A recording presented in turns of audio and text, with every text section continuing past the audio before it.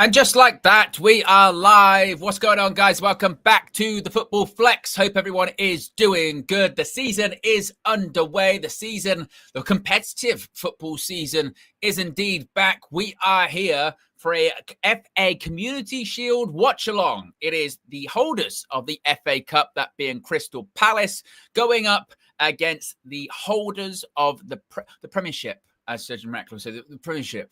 It's being, it is Liverpool. Yes, Liverpool versus Crystal Palace. And it's going to be live in about 10 minutes' time. Of course, we'll be kicking off at Wembley. And it's going to be an interesting one. Of course, this is the curtain raiser for the season ahead.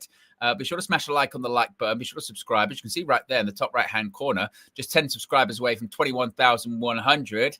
Get used to this, folks. We are going to have a lot of watch-alongs this season. We're going to be doing a lot of live streaming. We're going to have watch-alongs for big games, cup finals.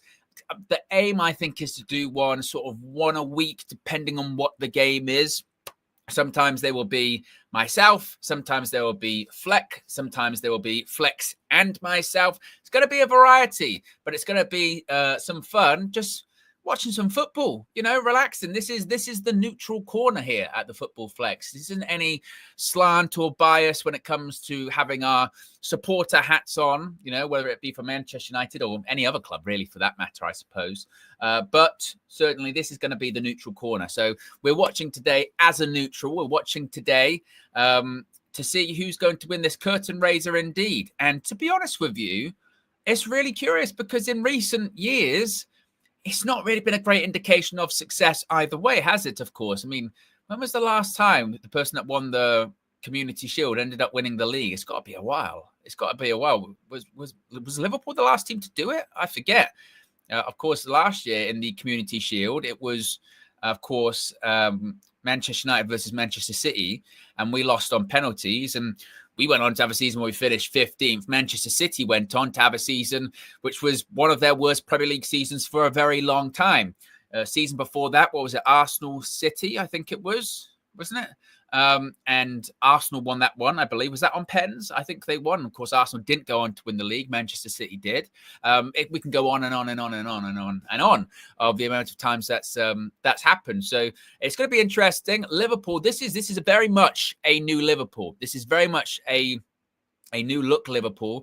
We've got 4 signings starting today in the Liverpool starting 11. There is Frimpong. There is Kirkes as the 2 new wing backs in their team. You've got Florian Wirtz is starting, the new number 7 for Liverpool. You've also got Hugo Ekitike up front starting for Liverpool today.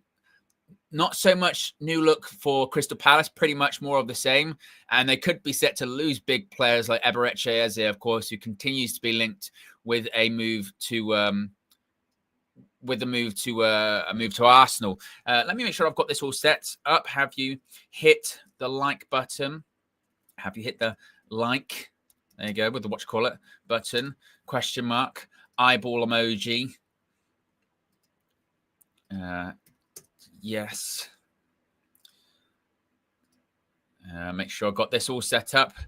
Doing it now. Football indeed, though, is back, which is exciting. Start of a new season, start of new horizons, new dawns. The real question is, when it comes to Liverpool, are they going to continue this dominance that we saw last season? Incredibly comfortable with winning the league, weren't they? Incredibly comfortable. This season, will it be the same? They've gone out there and you would think in the market, have improved immensely, splashing the cash and bringing in these new players. But sometimes it doesn't work like that, does it? Sometimes it's difficult to replicate. Sometimes when you bring in new players, you think it's going to work and it doesn't. Liverpool might not even be the finish when it comes to spending in this window, of course, because they could still get Alexander Isak. What's it going to be like with Manchester City? Are they going to come back? Are they going to be different this time around? Arsenal, they've strengthened. Chelsea, they're always spending. Manchester United, we finished 15th. Surely we could be better, right? Hopefully, I don't know. But we shall see indeed. The question is, does this work? Oh, so annoying. I can't. I can't do a super chat goal on here, so I'll have to rely on you guys. We'll make up an arbitrary goal. We'll just say, get your super chats in. Just like Bonehurt there says, I'm not ready for Prem reffing standards to be back with the vomit emoji. You know what? It was rough watching pre-season with Manchester United, actually, with the MLS referees. MLS referees, good grief. They're not a pretty watch, are they? But you're right. More VAR is going to be back and new rules. I saw Howard Webb was on Sky Sports. I think it was yesterday, wasn't it? Talking about a new 10-second rule for goalkeepers or 8-second rule. I forget what it was. Yeah, that was a strange one, wasn't it? Skiliano says, do Chelsea have access to the Abramovich's money that the UK? I don't think so. No, they don't. And Clear Lake, but the Clear Lake Sow. I mean, they look at the money they got for Armando Broja from Burnley. Broja, he's an academy player, is he not? So that's got to be pure profit. Let me just check that. Yeah, it counts as an academy player. So how much Burnley spent on him? 5-year contract, £20 million. Times that by 2 or 3, as we always say. So that's 60 million, potentially pure profit on the PSR. Wasn't just only that as well, was it? It was Ugachukwu was part of that? Burnley, Chelsea signing. I swear it was a couple, wasn't it? There you go. Chelsea, £250 million of academy sales in 3 years. So from a PSR perspective, that could be $250 million in pure profit of academy players. That is massive. That's why they can spend. That the one thing with Chelsea is they know the rules and they know the loopholes. Obviously, they sold a hotel to themselves and all this kind of madness. And that's exactly what it is. Madness. Bonut says, hot chip soon if for you, Owen. If you know, you know. I know. Yeah, I've been talking about it on X. It's madness, isn't it? As we're getting the national anthem at Wembley. Have I got all my stuff sorted here? I've got that there.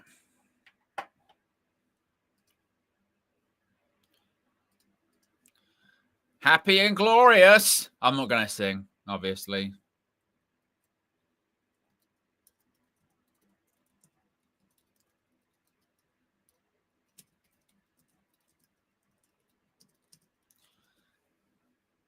Fire shoots up at Wembley.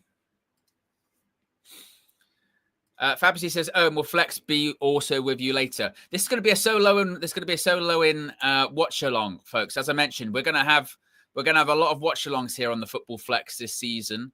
The aim is to do maybe 1 a week, 2 a week, depending on the games. It would depend on the game fixture list. Obviously, it's not going to be limited to just Premier League. It might be Champions League, Europa League, international games. Of course, the World Cup is coming up at the end of the season as well. Basically, anything that comes up, we're going to be having watch-alongs here. Sometimes they'll be just myself. Sometimes they'll be with Fleck. Sometimes they'll be with Fleck and myself. We're also going to have a bit like you saw when Flex was in the USA coming up here on the channel, where Flex had some interviews with the likes of David Moyes, Graham Potter, Jared Bowen, etc. Those names, those kind of interviews, Flex is going to hopefully bring to the channel too. And as well as, reactions to all of the big news stories, matches. There'll be a reaction from Flex after this match today as well. So this is growing. I'm really excited about where this potentially can go this season. It's just the latest step in the football evolution here at the Football Flex, indeed. Skiliano says, all eyes on Mateta. Will he start off the season where he left off last season? Interesting indeed. He was a name that certainly United fans wanted, wasn't he? No doubt about that. Like I said, there's going to be 4 debutants for Liverpool today. Ekatike, Wirtz, Kirkes, Frimpong. It's very much a new look, Liverpool, isn't it? Will it be a new look Liverpool that's even better than the Liverpool that dominated the league? Or has Arne Slot shook it up too much? Because that's a possibility, isn't it? I mean, the back four has been very, very strong for Liverpool for years with Trent and Andrew Robinson. It's now different. It's Kirkez, it's Frimpong. Obviously, Mo Salah's still there, signed a new contract, but gone are the days of Salah, Mane, Firmino. They've been gone for a while, in fairness, but are they going to be as lethal? Is Florian Wirtz going to be over £100 million player in terms of value, in terms of contribution? I think that's a really interesting thing, isn't it? Before kickoff, there is going to be a moment of silence for the late Diogo Jota and his brother, Andre Silva. Of course, tragically passed away earlier this summer. So we'll just listen to this now.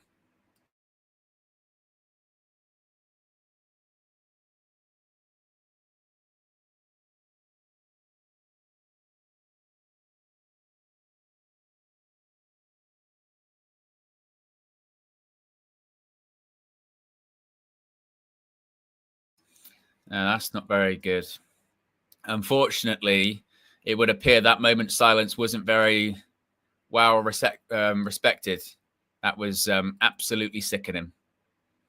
Why there is the need to scream and shout during a moment of silence to someone that has recently passed away is absolutely abhorrent. And those people that made noises during that moment of silence there should be absolutely disgusted and sickened with themselves. What a load of absolute bullshit. It's football at the end of the day. You know, we could all be tribalistic and have our own tribes, but not respecting something bigger than football is just wrong.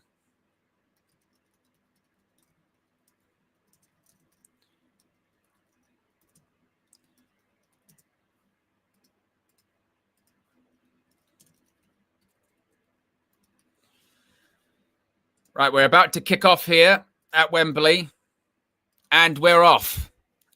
We're off at Wembley. And this is going to be the curtain raiser.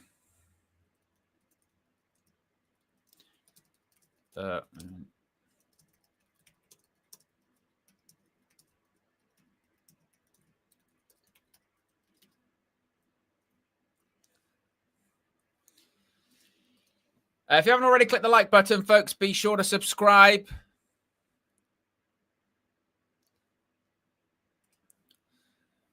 Of course, we are, as I mentioned, 10 subscribers away from 21,100. Recently just hit 21,000 here at the Football Flex. Make sure I've got my social media feed up just in case. Alrighty.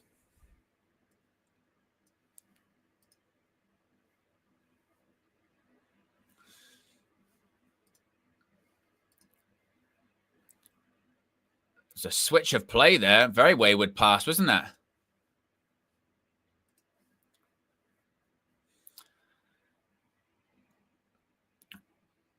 Fabsy says, Owen, the YouTube stream is even up front your time. In front of my time. It's probably because of, like I said, going through YouTube, most likely. When you have things on StreamYard. It's probably the latency. But if anything, that's why the clock's there. You can sync up. It's Sly.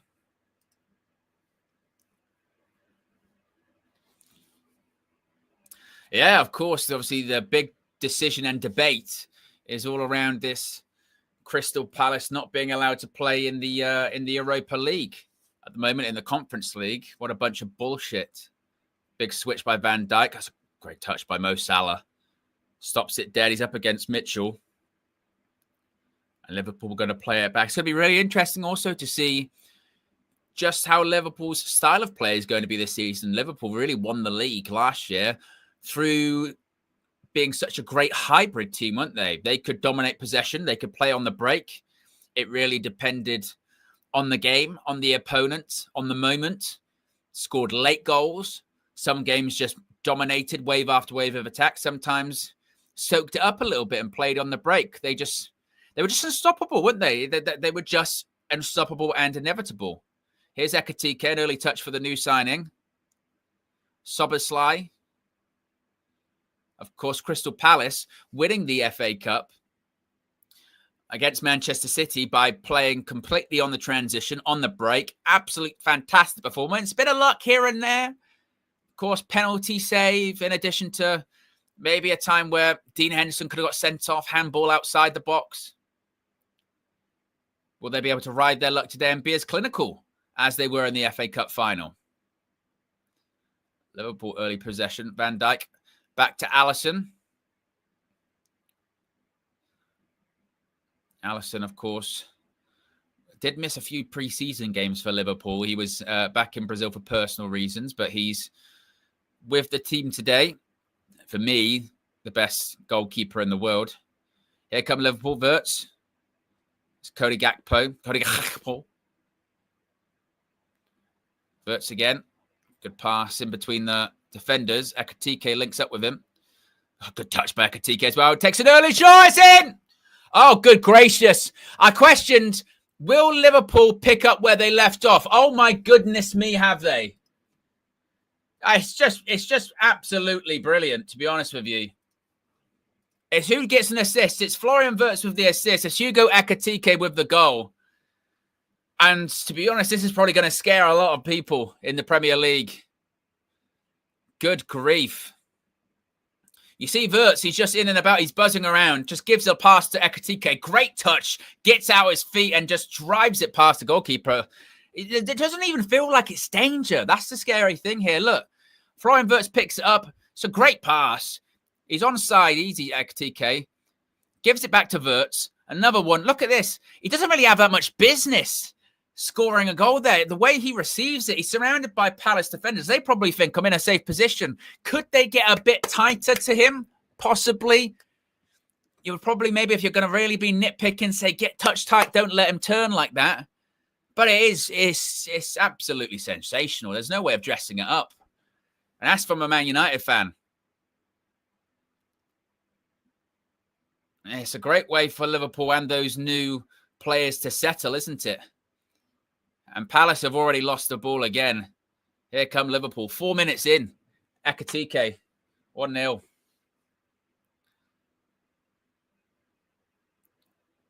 As I mentioned, it's really impressive, isn't it? It's that just little... I said my one criticism of Palace, you'd probably say, in that position, why are you allowing Ekatike to turn that easy? But it's still got a lot to do, doesn't he? Here they come again. Szoboszlai, Gakpo. He's just bundling all the way through. Oof. Palace on the ropes. Tried to pass the ball into Mateta, couldn't even turn.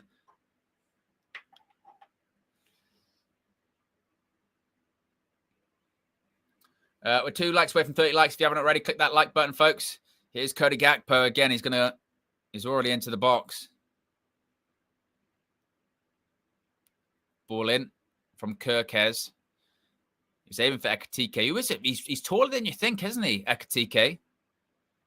Maybe this is the time for Palace to actually try and get forward. Wharton couldn't just get it going. There's Eberechi. Skiliano says Palace start season slowly, don't they? They do. Well, certainly they did last season. Last season, they were very slow starts. There was even sort of debate, wasn't there, about Oliver Glasner and his job early on in the season, with they started so slow. And it was only really after sort of Christmas they kind of got going again, Palace. And it was largely built off actually really solid defensive footing. And as much as Oliver Glasner said before the game that it hadn't played a factor, you do just wonder how much that uncertainty about the Europa League and the Europa Conference League has played into Palace this pre-season. Here they come again, Liverpool. Frimpong deflected. Ekatike, it's a heavy pass. He was looking for Mo Salah. But it really is the perfect start for Liverpool, isn't it?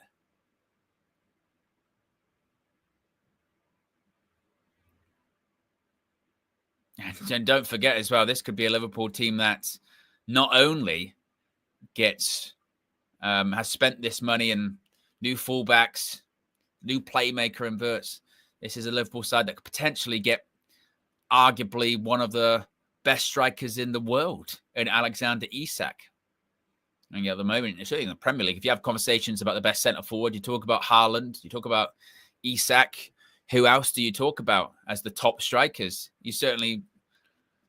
Who are the top strikers in the Prem? I mean, it's different because quite a few strikers have come to the Premier League this summer, haven't they? In the form of Gyökeres, Šeško. Now, of course, you add into that mix people like Ekitike. Isak's still there. Of course, you've still got Haaland. João Pedro, when he came in at Chelsea over the summer, did well in the Club World Cup. Is he ready to make the next sort of step up? In general, I'd say Ridwan. In general, if you're talking about the sort of the top, let's say top 5 strikers in the Prem, who are you talking about? Well, I suppose maybe both, Ridwan. Maybe both. Maybe you say last season and then this season moving forward, I suppose. Last season it was Isak, Haaland, Wood, Wissa. Was Wissa playing up front last season? Is he a striker or is he sort of attacking mid? Forward or left winger? Because with like Mbeumo, he was kind of right winger 10/forward for Brentford last season, wasn't he? There's a long throw by Palace. Flick on. Looks like Liverpool going to clear. Frimpong. Wasn't the best clearance. That's a good turn. Much better. Kamada is always in the box. He's still going. He's gone down. It's a corner ball. Frimpong managed to just do enough. Look at it. It was a great touch. They don't show it, but the touch he does in the half turn, Kamada, Frimpong gets the ball. It's not a penalty. This will be a corner. Now, if you're gonna get something out of this Liverpool team, you're thinking might have to come from set pieces. VAR is in effect today, and if it does play a part, the referee will announce his decision. Here's the ball in. Headed away by Konate. Wharton turns. He thought he was fouled. He's not. Here come Liverpool on the counter-attack. It's just danger. Pass wasn't enough by Gakpo. They would have been in. There was about 4 or 5 white shirts there. And Eberechi wins the foul. Babsy says, oh, and realistically, do you really think Newcastle will do that and strengthen a rival? There is certainly a reluctance, isn't there? And you can understand that. You wonder what Isak's going to do because he's still injured, but also trying to push through a move. I think it's going to be unbelievable drama in the remaining weeks. Because I mean, he's pushing it to an extent of how can he be reintegrated, I suppose. But if he doesn't go, he doesn't go. You've got to get back in, and there's a World Cup on the horizon, right? So, yeah, and look, the player has all the power in the sense of if they accepted an offer from, say, foreign clubs in like Saudi, he's still got to sign the contract. If he doesn't want to, then he's not going to, I suppose. But this is when you get into Newcastle are owned by the Saudi PIF. They could put pressure on and say, look, you've got to go to a Saudi club. We'll keep you in the family. Then we'll sell you next year to Liverpool. But would they live up to that kind of agreement? I don't know. It's a big mess there. And you can certainly tell Eddie Howe in his press conferences. The last one in particular, he cut a very frustrated figure. He said he'd have Isak back, didn't he? So, yeah, he said it wasn't his decision either. So I don't know if that's Isak's decision. The club's is Eze. Deflected, gets a corner, short free kick. And if you feel like early 12 minutes gone, it feels like the Palace game plan is give the ball to Eberechi and hope for the best. But it's managed to win a corner.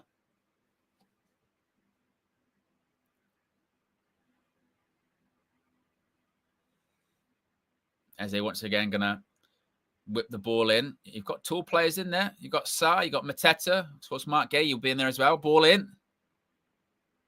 Wharton, volleyed. And that's cleared by Cody Gakpo. Big looping header. Mateta trying to make a bit of a Handful of himself. The flag went up. Referee makes the decision eventually. If you haven't already, folks, click the like button. Be sure to subscribe. This is the Community Shield.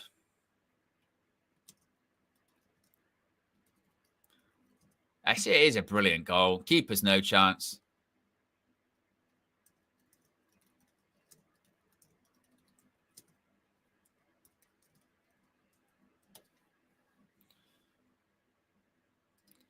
But it's a brilliant start for Ekitike. Settled straight away. Question is, can they take that form into the Premier League?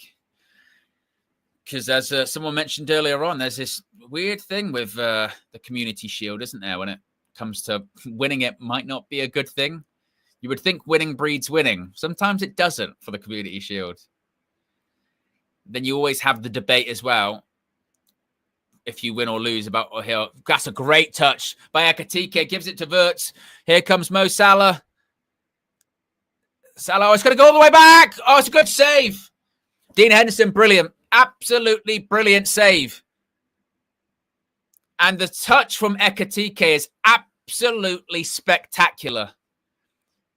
Henderson gets a bit lucky because it just stays in the air long enough for him to make the reaction. Look at that little flick by Ekitike. Takes two players out of the game. Mark Gay, the Palace captain, doesn't even know what's there. Salah finds that pass. Little flick by Florian Wirtz. Might have been offside. But just the fact that Gakpo hits it into the ground, it's just enough for Henderson to be able to react. To kind of take a little bit of the speed off the ball, and he can push it to one side. But still a great reaction save by Henderson. On his toes, quick reactions. But you see what I mean there by Liverpool. They just got that ability to transition so quick. But they're not just a purely transitional side. They can dominate possession. But there's two touches. I'll tell you what, Mateta is in. He's onside. Mateta, one-on-one. Alisson. Well, he should do better. Alisson comes out, manages to take the ball. Ismail Assar, that's a penalty. That'll be a penalty. It is a penalty. It is a penalty to Crystal Palace. Virgil van Dijk's taken down Ismail Assar. And I tell you what, straight away, I knew it was a pen. Straight away. I mean, there's a couple of different moments there. First of all, Mateta has to score. He's through on goal, and he really fluffs his dinner there. But I thought it was a pen straight away when I saw it. It's just clumsy. Ooh, I tell you what. He might have... Yeah, he does. Yeah, he does. Clumsy. The ear pen will be overturned. For a second there, I was worried, but Virgil stands on his foot. And I thought it's one of those sort of rare penalties that in real time, straight away, even I think from wherever you were in the stadium, even watching at home, straight away, my initial reaction was it's a pen. It has to be a pen. It's clumsy. Particularly because you feel like there, he's looking for it, Ismail Assar. So I was looking for it. He's doing that thing that wingers or strikers do where you take the ball just across the perimeter of the box, kind of sort of perpendicular to the goal. They're looking at... Yeah, Mateta was miles on, you could tell. They got their line all wrong there, Liverpool. And I tell you what, for what we saw, some early Liverpool scariness, this Mateta is going to take... And Mateta's penalty record isn't amazing. He did miss one at Wembley, did he not? Mateta, 12 yards, steps up, and he scores. It is 1-1. We're back level at Wembley. Crystal Palace level in the Community Shield. I tell you what, Darren Fletcher on commentary could be a little bit more happy. Bloody hell, he sounds depressed. And Crystal Palace, they're level. Mateta scored the goal. No. It's a clear pen. It's a clear pen. Mateta, cool as ice. Look at this. Little step up. There you go. Easy. Sends keeper the wrong way. Does them with the eyes. Mateta, no problem. And I tell you what a brilliant 16 we've had here. It's 1-1 at Wembley. And as I mentioned, I thought that was really defensively there from Liverpool. It was really poor. First of all, the defensive line there. You can see Palace with all the UEFA shirts on. Not good enough for the Europa. But yeah, you saw the Liverpool line defensively was all over the place. Hence why Mateta was onside. They get away with it by Mateta really not having enough composure. Of course, he did for that penalty. And then Ismail Assar, he just does Van Dijk. Why Van Dijk sticking his leg out like that when he's clearly looking for contact on the edge of the box, I just don't know. Chalk it up to rustiness, perhaps. Kirkes has a shot, and it was fizzed right into the stomach of Richards. That would take the wind out of you. And listen to that noise from the fans of the Eagles. A brilliant fan base. Crystal Palace. Brilliant fan base. Always rocking. Always making noise. Florian Wirtz. I tell you what, Wirtz has looked quite neat and tidy so far, hasn't he? Here come Palace again, though. I mentioned them on transition. And here they come. Ball in. It wasn't the best cross.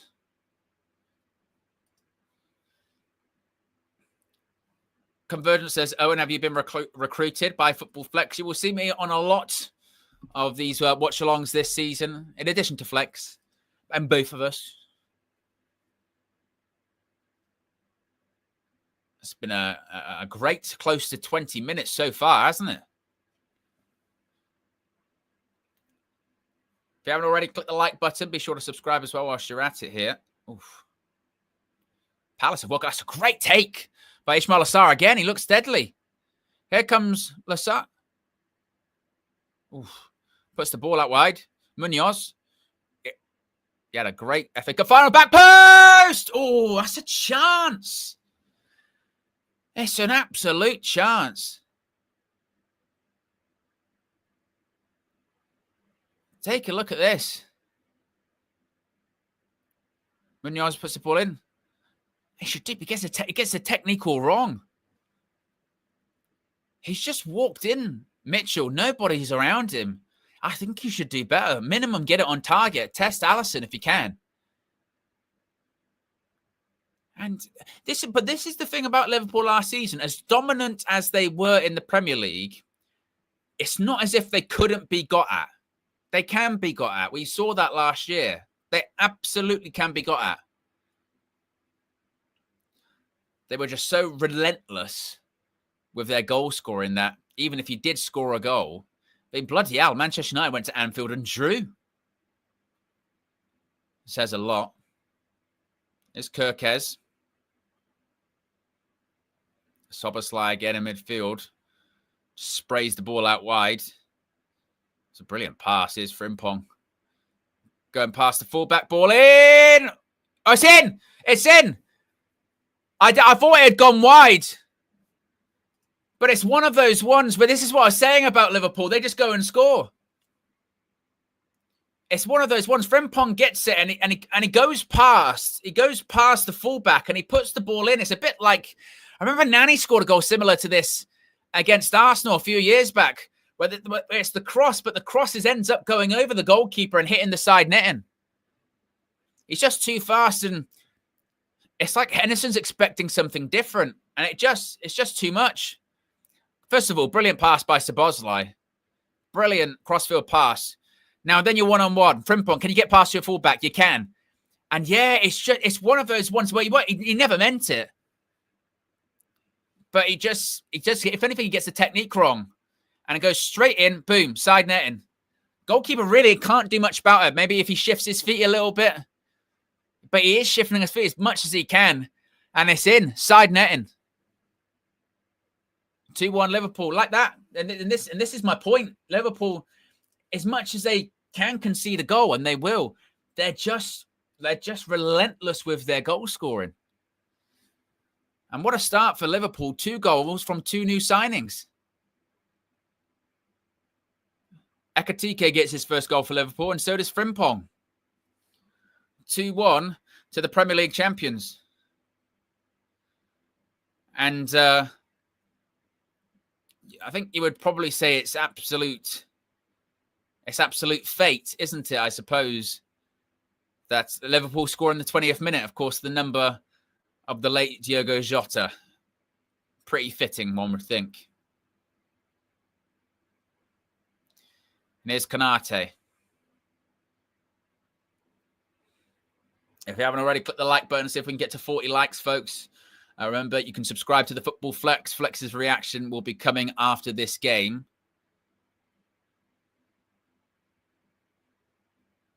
And now Liverpool, what an unbelievable 22 minutes this has been. It's just up and down, isn't it? Constant. Here's Gakpo. There's a good ball by Szoboszlai. Gakpo again. This time loses out. Adam Wharton puts it up to Mateta. Oh, brilliant hold-up play by Mateta. Now, Eberechi, he's by himself. He's surrounded by 3 white shirts. And Liverpool just get back. But it was a brilliant pass. Great hold-up play by Mateta. You really saw his quality. That's a good header as well by Mateta. It's a really enjoyable game to watch so far, isn't it? Whenever I do games on this channel, I've always sort of forget. I go, oh yeah, this is what football looks like. We don't see this free flow and stuff a lot if you exclusively watch Manchester United. As Frimpong, Mitchell wins the ball back. Does well. That's going to be a foul. He took a nibble, Frimpong. Well done.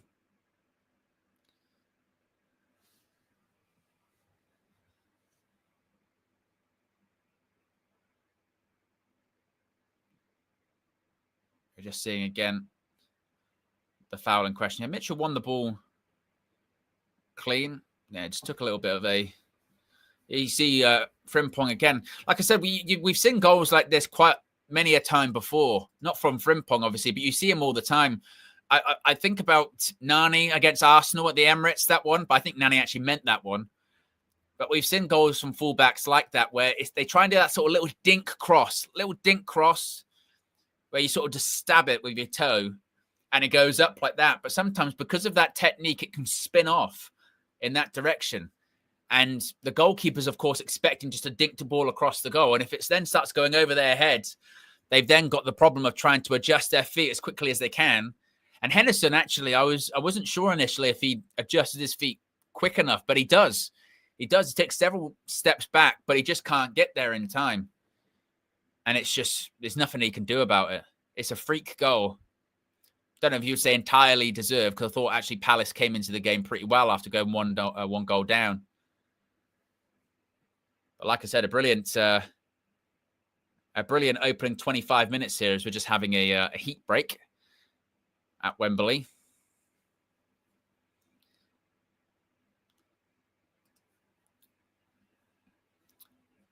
Bonehurt says, what a stupid lucky goal from Liverpool. Hey, sometimes they say you make your own luck, don't they? Make your own luck. Sometimes how it works. But 25 minutes gone. Liverpool up 2-1. 2 goals from 2 new signings this summer. Absolutely fascinated with how this season plays out. That's a good crossfield pass. Munoz gives it back to Adam Wharton. Ball in. It's a teaser. Wasn't a bad ball. Just maybe a bit too much on it. Easy for Alisson to come out and collect. Of course, Manchester United recently linked to Adam Wharton. If the Carlos Baleba bill doesn't come to fruition, there's a Liverpool player down here at the moment with Konate. I think he's saying about his eye. Maybe a contact missing or got a thumb in the eye.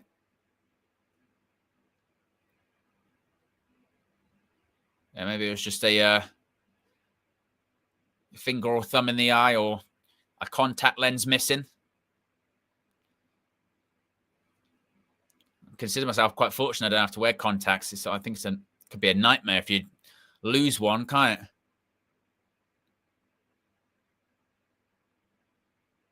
You're just stabbing his eyes there. Ibrahima Konate.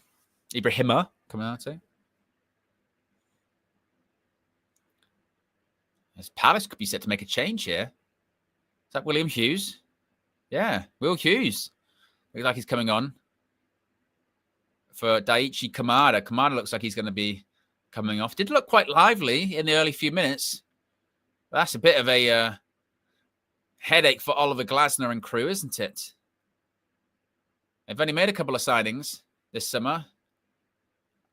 A goalkeeper, I think Borna Sosa. I think they've only spent 3 million I suppose maybe they've been more focused on keeping what they've got in Eberechi Eze and Mark Gahey and John-Philippe Mateta. I suppose also you're trying to figure out what your budget's going to be. One would think it might be a bit more if you're in Europa League versus Europa Conference League. I don't know how much the difference is there.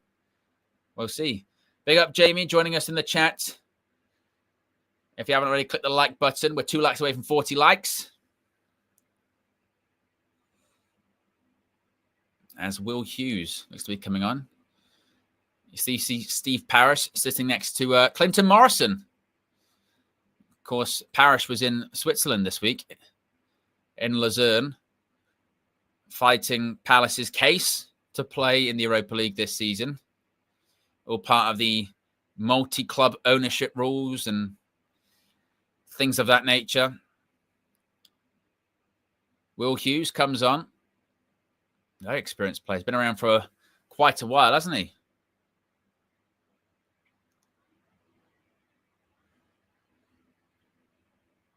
Of course, with these breaks in play, not only with the hydration break and also that break in play there'll be, one would think, significant time added on for commentary, for stoppage time. Easy for me to say.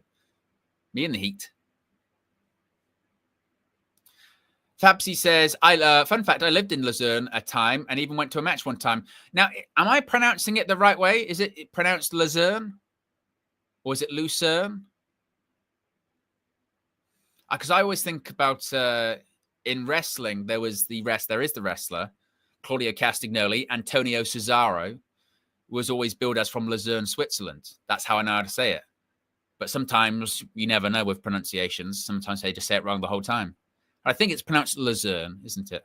Or is it Lucerne? I think Luzern. Lucerne. Here's Cody Gakpo. Szoboszlai, another one of those sort of sprayed balls out for Frimpong. Managed to keep it in. Wirtz couldn't get it under control in the box and swept away by Eze. Szoboszlai tried a 1-2 there with Florian Wirtz. Goes out for a Liverpool throw. And Ridwan mentions it there in the chat, and it is true. They do move the ball. Once they get into that attacking third, Liverpool, they do just move the ball so quick. It's very much one touch. You would think there's not enough room to play sometimes. They're in such tight and compact spaces, and they still manage to find a way to knit those passes together, break the lines. The technical ability of this Liverpool attack is very, very frightening. And like I say, this is without potentially signing one of the best strikers in the Premier League in Alexander Isak, which they still might do. Of course, Darwin Núñez completing his move to Saudi Pro League side Al Hilal. Just yesterday, I think it was officially announced. Is Van Dijk. Plays the ball once again to Wirtz. Dropping deeper there to receive the ball off the centre-back. Kirkez, of course, signed from Bournemouth. Tries a long ball forward. It's a one for Ekitike to run onto. Actually hits the corner post there and goes out for a throw. So Liverpool try and box him in. A bit of luck. So is United's attack now, Owen? Yeah, well, yes. Hopefully so. Hopefully so indeed. 1 like away from 40 likes, folks. If you haven't already, click that like button. And be sure to subscribe to the Football Fleck. Palace are arguing to the ref. They're saying that Liverpool should be taking the throw a little bit further back, perhaps. Less than 14 minutes to go to half-time. Crystal Palace 1, Liverpool 2. I tell you what, Gakpo went down there. Didn't get anything from the referee. Eze just sends the ball forward for Liverpool to defend and Palace to chase. Oh, nice little pirouette there by Munoz, but didn't work out. Now Liverpool take the throw. Here's Kirkez. Throws it all the way back to currently Kanate. First ever meeting between Liverpool and Crystal Palace at Wembley today. Don't say you don't come to the Football Flex and don't learn anything. As Liverpool, just a bit of possession around the back. Maybe just waiting for the game to settle. It was Mo Salah trying to speed things up. Hit out of play by Will Hughes, of course, came on as a first half substitute. The pace of the game just slowing down a little bit. It was a frenetic first 25 minutes or so, wasn't it? Eza, good feet. It's a ball put forward, something for Mateta to chase. He does get there. He's up against Van Dijk. It's 2v2 or 3v2 now. Mateta, is he going to take the shot?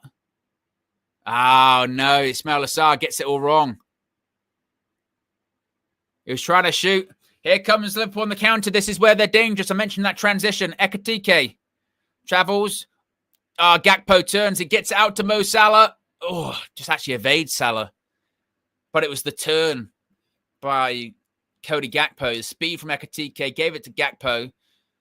It was just fast. Curtis Jones. Salah back to Jones.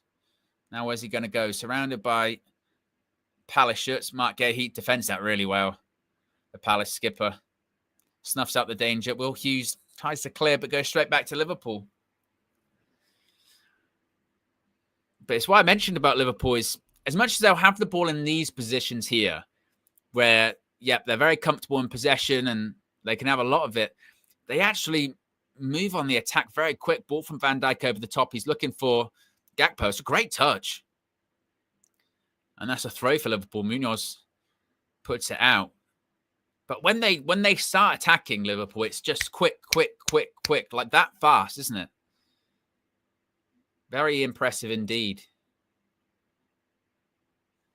It's going to be a throw taken by the new number 6 for Liverpool, Kirkez.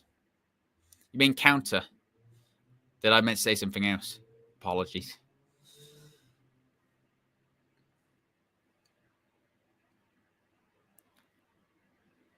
The Palace dugout. Trying to look through the sun. Kirkez, long throw. Flicked on by Van Dijk. Cleared in the end by Mitchell.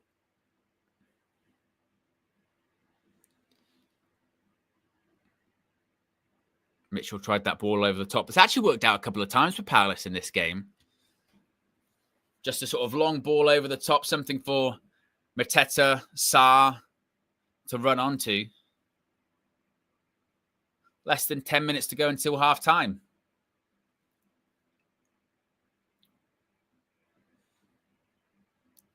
Eza.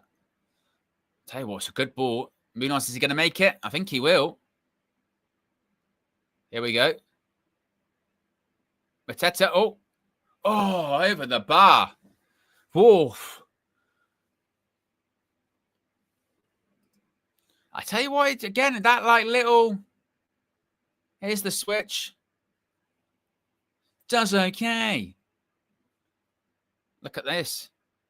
Munoz just ball across goal. It's half a chance at best, but it's something. It's something indeed. Big up, guys. We hit 41 likes so far. Let's see if we can get to 50. Nearly 50 people watching. Be sure to subscribe to the Football Flex. More watch-alongs coming. We've got 6 subscribers away from 21,100. Remember, you can join the Flex Football Club for the members' perks. Another way to support the channel. I tell you what, Munoz does really well. They're trying that ball over the top. Clearly, that's a strategy by Palace in this game is right. Let's be direct. Let's put the ball over the top. Something to run onto. I mean, it's not as if Liverpool don't have fast players that can go back. I mean, Kirkez, Frimpong, Van Dijk, Kanate, more than capable of beating you in a foot race. But you've still got fast players there for Palace, I suppose. And you've got someone like Mateta that you can play off. Can be that kind of focal point. Certainly what Man United needed yesterday. Kirkez gives it back to Van Dijk. Bit of pressure on him by Mateta. It's going to go all the way back to Alisson. Will out wide towards Mo Salah. But Mark Gay, he easily wins the header. Cushions it down for Hughes. And now Palace have possession. Mo Salah, only 6 touches of the ball so far in this first half. We've seen a lot of touches for Florian Wirtz and Hugo Ekitike so far.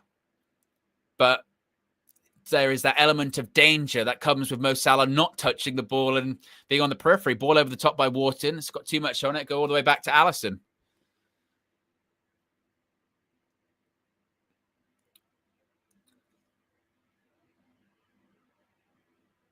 Skilliana says, has Owen frozen with extortionate voice for everyone else? Have I? Oh, maybe. He'll come back. He'll come back. Yeah, he'll come back. It's always the way. It's always the way, isn't it? YouTube has its gremlins, unfortunately.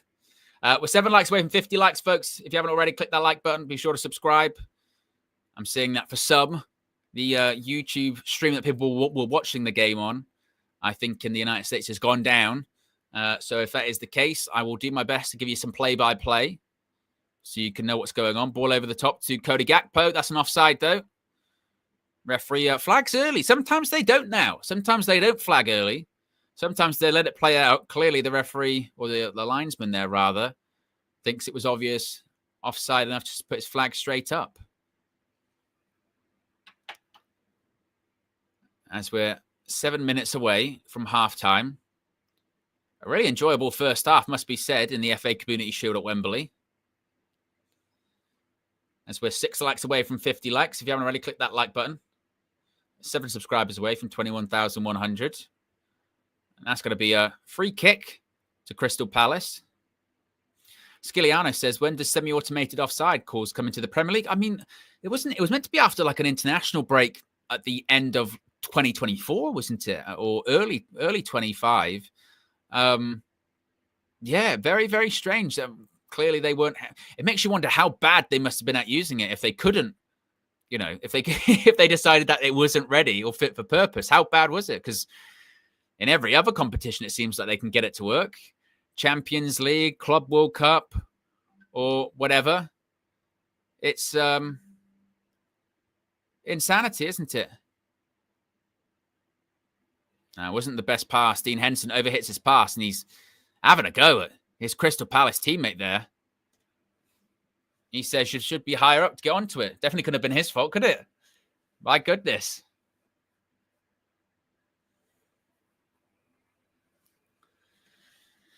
That's right, Skilliana. I think it was just the people using the technology. As per usual, it's not the technology that's the problem. The technology actually works very well. It's the people using the technology can't use it. That's the issue most of the time, unfortunately.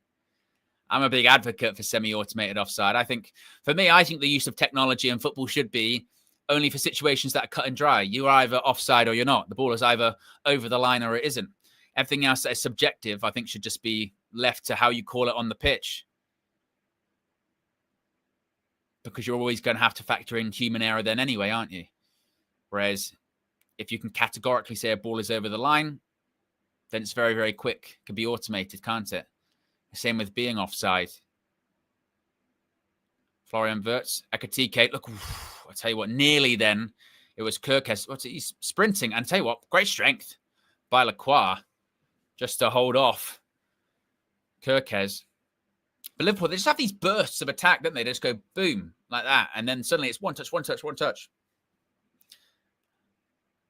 And as a defender, it's a nightmare to... I tell you what, Wirtz, he went to go all the way back home to Alisson and actually came off a Liverpool player for a second there. It looked like it was going to be pounced upon by Mateta or someone. Ball over the top. Dean Henson, sweeper keeper. Hits it back up the pitch and it's going to be flicked on by Will Hughes. Liverpool have the possession back once again. Good tackle that by Will Hughes. Unfortunately, the ball goes back to Konate. Now Liverpool just feel like they've probably just got their eye on the clock for a second. But a bit of deception by Florian Wirtz. I tell you what, he looks very comfortable. Ekitike, reverse pass. He's looking for Florian Wirtz. I mean, it's difficult to say if a player can look like an over 100 million pound player in 45 minutes. You probably won't go too far with that. But every time Florian Wirtz has touched the ball in this game, he looks dangerous. There you go again. Gets the ball from deep, played it to Soboslai. It was a bad pass, actually. Misses Ekitike. But And that's a foul by Konate on Mateta. Good centre-forward play. And it's actually a yellow card. But I can't lie. I mean, what do you guys think in the chat? I mean, what have you made of Florian Wirtz? It's definitely a yellow card for Konate. What have you made of Florian Wirtz in this first half? I think he looks dangerous. Ball just sticks to his feet. Low centre of gravity. Jamie says, no one is worth that money, to be honest. Well, it depends what Liverpool are going to achieve this season. If they win the Premier League, if you win the Premier League, you know, I guess he'd be worth it. If they won the Champions League, he'd be worth it. Depends what Liverpool achieve this season. And pressure will certainly be on. No doubt about that. Ball out wide. And that goes all the way to Alisson. Goes claiming. Jamie says it's just what you need to do now. Yeah, unfortunately, it's not like, I guess inflation hits everything, doesn't it? Not only the football market, but the price of milk.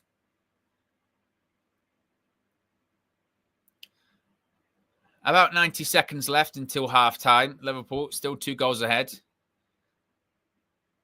Shading pretty much every metric you can possibly think of. Apart from shots, actually. Palace have had more shots, although they've only had 1 on target. Liverpool have had 3 with 2 on target, but then Liverpool dominating possession, passes, higher pass accuracy as you would expect. Liverpool committed more fouls than Palace. They've actually... Palace only haven't committed a foul in this first half, which I suppose is pretty impressive. There is going to be some stoppage time, as I mentioned. There was the delay for Konate's eye injury, plus the drinks break. Ridwan says, though, Palace is still in it. Skiliano mentions how quickly Liverpool's new signings are adapting. That is frightening, isn't it? Ekitike, who's been a real standout for them in this first half. Look at this strength and pace. But the Palace defender does just enough in the end to stop Ekitike. It was Richards. And Liverpool have possession once more. And you wonder, I tell you what, Gay kind of lost sight of the ball. Oh, my goodness me. Frimpong went flying in and he missed it. Sort of went into 2 Palace players and just flew over both of them.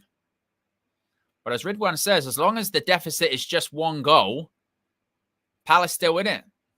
Can easily get another penalty like they had earlier on, a set piece. Football is a very funny and strange game sometimes. And I think, to be honest, if you'd have offered Palace to be a goal down at half-time, I think if you'd have said to Oliver Glasner, half-time you'd be a goal down, he'd probably gone, all right. These kind of games against these kind of powerful teams like Liverpool, you just try and stay in the game as long as you possibly can, whether that's being in front, level, or even behind. As long as you're just in touching distance. It's not how you start the game. It's not what the score is at half-time. It's what the score is at full-time. That's the one that matters the most. As Liverpool feels like they're kind of playing for half-time now. There is 7 minutes of stoppage time added on, though. As I mentioned, some considerable stoppages. So we're going to go well into 50 minutes for this first half. As the ball's back to Alisson. Goes up the pitch. Good touch by Munoz, who's had quite a good first half. That's got to be a foul on Richards. His legs got kind of tangled up in Ekitike there. But I've been, I must say, I've Liverpool's new signings. Ekitike, Wirtz look very, very sharp. I think that obviously Ekitike, I still think Ekitike is quite raw. He'll have some games where maybe he struggles this season. It's a great switch though. Munoz, he's in behind. Ball across goal. Oh my goodness me.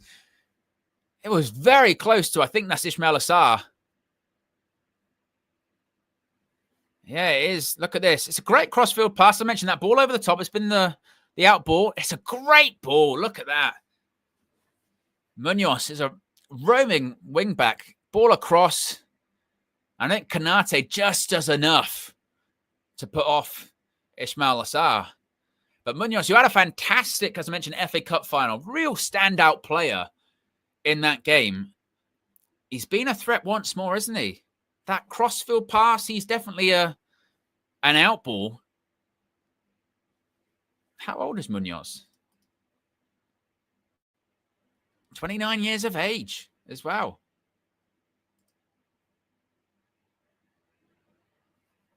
Certainly a senior player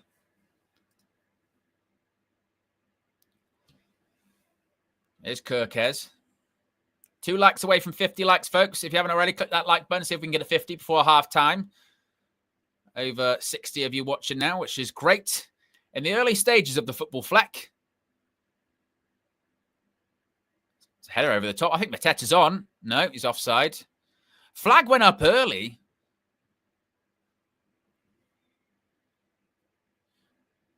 It's going to be interesting to see if the flags are going to be going up early. I thought he was onside for a second, though. Yeah, he is off.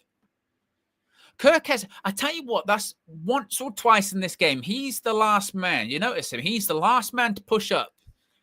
So if you're a Palace attacking player, striker, you would say just make sure you're looking across to Kirkes. He's the one that seems to be the deepest on that line. Something just to keep an eye on. Of course, they got Andy Robertson. Going to be fighting for that position as ball pass to Ekitike. Just cleared in the end. Frimpong. Ekitike again.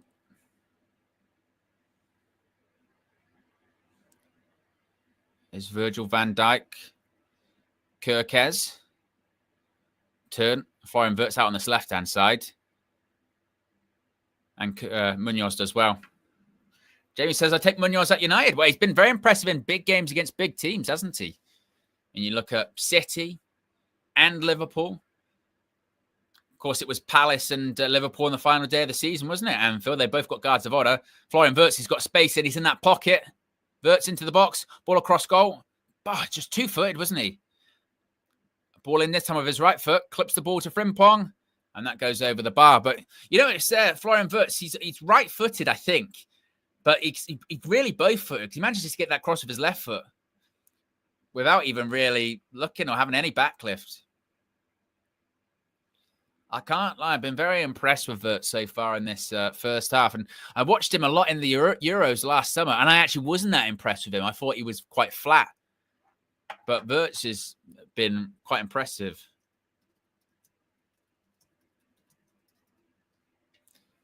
So a quiet half for Mo Salah, but that doesn't really mean anything.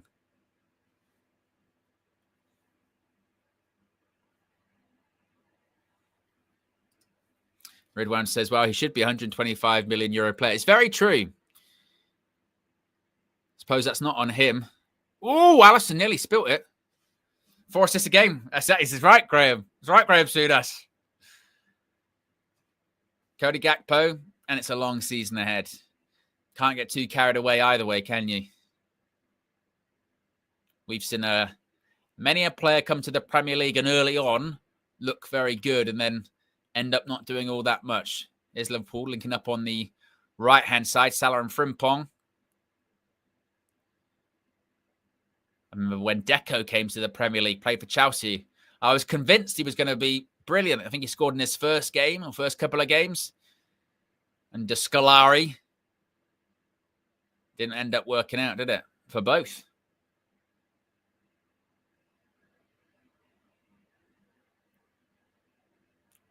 Curtis Jones. Out to Wirtz. He's picked up positions on that sort of left-hand side a couple of times. I see him again. Kirkes is going to give him the ball here in this pocket. One touch. Straight to Kirkes. Here comes Kirkes. Cody Gakpo. Back to Florian Wirtz. Gives it to Ekitike. It's just sticking to Liverpool players' feet and Wirtz loses it in the end. Mateta, good hold-up play. His hold-up play is just so good. He can just fling off people, can't he? I mean, Van Dijk came close to him then. And once again, Mateta just, nope, you're not going to get the ball. Brilliant centre-forward play by Mateta. Just feel like the more they can get the ball to him, get him to occupy centre-backs. There's that ball over the top they've been trying once more. It was Gehi looking for Lassar, but Palace got it back. Munoz, ball into the box. Just can't find a Crystal Palace head. Eberechi as a rare touch for him, actually. He was involved, and then sort of last 25 minutes of the first half, haven't seen him that much, have we? Will Hughes. Out to Munoz again. Another ball in. It's not a bad one. It's just a bit overhit. But it's always going to him. And there you go. That's the halftime whistle. Well, I'll tell you what. A very enjoyable first half at Wembley. Flying start by Liverpool. Hugo Ekitike getting a goal inside 4 minutes. That was balanced out with a penalty from Crystal Palace, converted by Jean-Philippe Mateta. Then a bit of a fortunate one, wasn't it? A fortunate goal by Jeremy Frimpong. Wrong foot, Dean Henderson, and it's 2-1 to the Premier League champions at the break. But Crystal Palace still in it. No doubt about that. Palace still in it. And anything certainly is possible in a very enjoyable first half in the FA Community Shield. What did you guys think of it? Where do you think this one is going to go? Who's your money on? Who's your pick to go out and lift the first silverware of the season? Let me know your thoughts in the live chat. Sciliano says, Varane had a great first month at United, then it all went downhill. I know, I mean, talk about the money spent on him. We thought he was going to be absolutely phenomenal, and he's gone in a couple of seasons to Chelsea. And that didn't work out either, did it? My goodness me. 4 assists a game. That's right, Redwan. That's what you're going to need from Graham Saboness. Sciliano says, I really hope Šeško looks as sharp as Ekitike. Hugo Ekitike, I think, again, has been very impressive in that first half. I think Florian Wirtz has. Frimpong and Kirkez also looked good. Been probably more impressed with Frimpong on the right than Kirkez on the left. I think as the half grew on, he got more of the ball, started to look a bit more confident. It's going to be really interesting to see with Frimpong at Liverpool because he's so different from Trent. Trent is a bit of a unique case as a right back, isn't he? Of course, we know his defensive fragilities and frailties, but he's such a unique fullback in the sense of his. It's not even necessarily like going forward, like you say, Frimpong goes forward. Frimpong goes forward, of course, with speed, power, and he's going to get the ball in the box and going to drive at fullbacks. And Trent's not going to do that. What Trent is going to do is pick the ball up, invert, get into central positions, spray the ball around. When he does cross the ball in from wide areas or deeper areas, it's almost impossible to defend. So I feel like Liverpool going forward actually might be a completely different dynamic with them, with Frimpong this season, with his ability to fly forward. And with on the left-hand side, it'd probably be more of the same. Kirkez is quite similar to Robertson in that regard, just sort of up and down, up and down. But it'll be interesting now to see how Liverpool play with much more direct fullbacks, not so much on the left, but certainly on the right. Like I said, Florian Wirtz, obviously a lot of pressure, expectation on him with the price tag. But one thing we have seen in this first half is he's very neat and tidy. Already an assist. He gets an assist on the Ekitike goal, doesn't he? Spicy McNuggets, I could never. But as Ridwan says right there, Palace, I totally agree with you. Palace can get back into it. They get the ball in dangerous positions. They've always got that out ball, that ball over the top, looking for Munoz on the right side. If he could just maybe improve his crossing 10, 15% of the time, just a little bit more accurate, finding a Palace head, then you feel like there could be chances there. And whilst you've got players like Eberechi Eze in the team, you've always got that ability to have a bit of a moment of magic with Mateta. You've always got that ability to win headers, draw in centre-backs. If anything, actually, you would say one of the players that maybe has looked a little bit rusty, shaky for Liverpool might have actually been Virgil van Dijk in that first half. I feel like Mateta won most of the duels or battles between himself and the Liverpool captain. So it'll be interesting to see how that one plays out in the second half. Because if I was Jean-Philippe Mateta, I'd go in at half time. If I was Oliver Glasner, anyway, I'd be saying to Mateta, I tell you what, I think you've got him there a little bit. You're not going to win every duel, obviously. You're not going to win every fight against him, but you're not doing terribly. You're not doing awfully. You can maybe just you could just keep fighting. You get a little bit of change out of him. You get a little bit of change. Ridwan says, let me check them football stats. Yes. Get your questions in, get your super chats in, members chats as well, if you haven't already.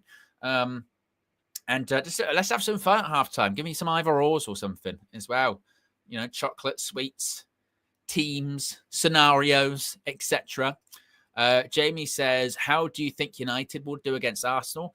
Do you know what? I think it's really tough to call. I mentioned this on X yesterday after the game, Twitter, that I saw a lot of doom and gloom, and obviously this isn't United view, but I saw a lot of doom and gloom from some United fans or content creators yesterday as it pertained to United. And I just thought it was really OTT. I thought it was really over the top.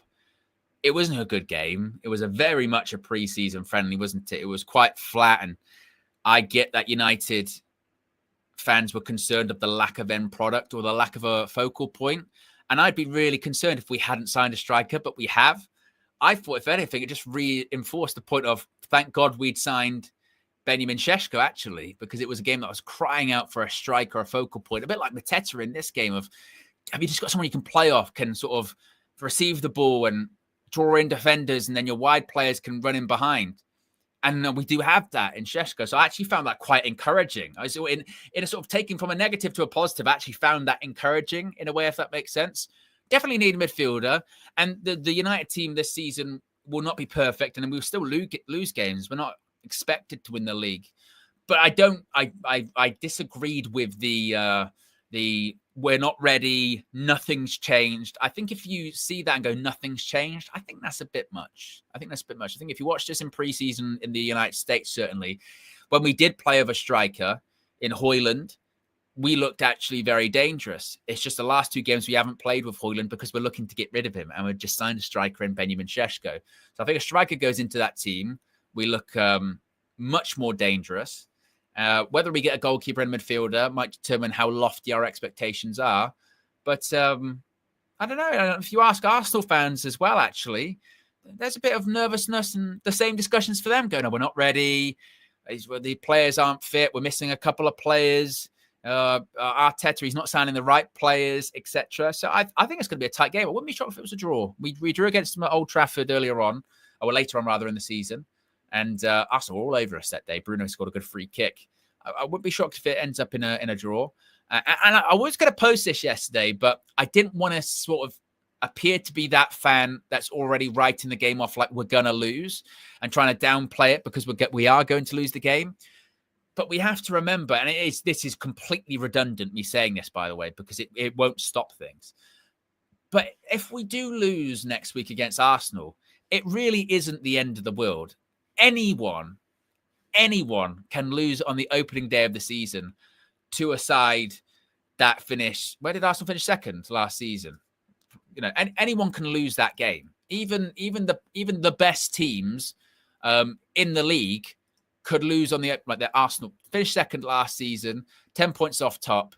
Any team could lose to that team at home, whether it's City, whether it's Liverpool, whether it's Newcastle, Chelsea, Villa, Forest, anyone that finished in that top seven could lose to Arsenal on the opening day of next season, of the season rather, at home. They could, because Arsenal are a good team, let alone us who finished 15th.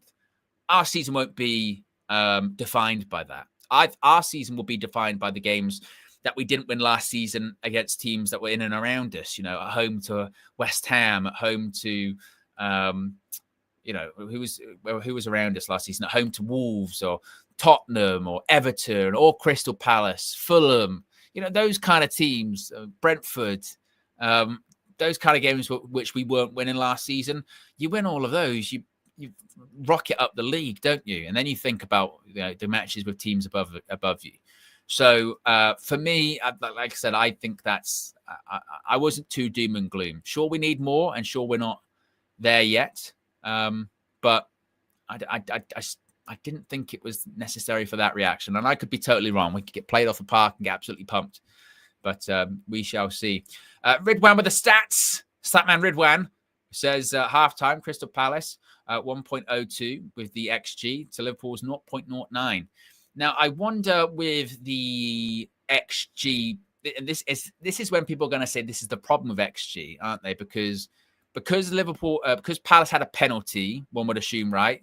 That's very high on XG, and they had a one-on-one chance with Mateta. I would assume those really kind of skyrocket the XG there, don't they? And kind of skewer it to Palace. Because if you looked at that, you go, Palace had all the game in the first half. They were the more dangerous team. Liverpool, 2 goals on the break, right? And you go, well, not actually. No, not really. You know, they had a pen, and they did have a good chance before the pen, which is probably in that 30 seconds. That's probably all of their XG, to be honest, isn't it?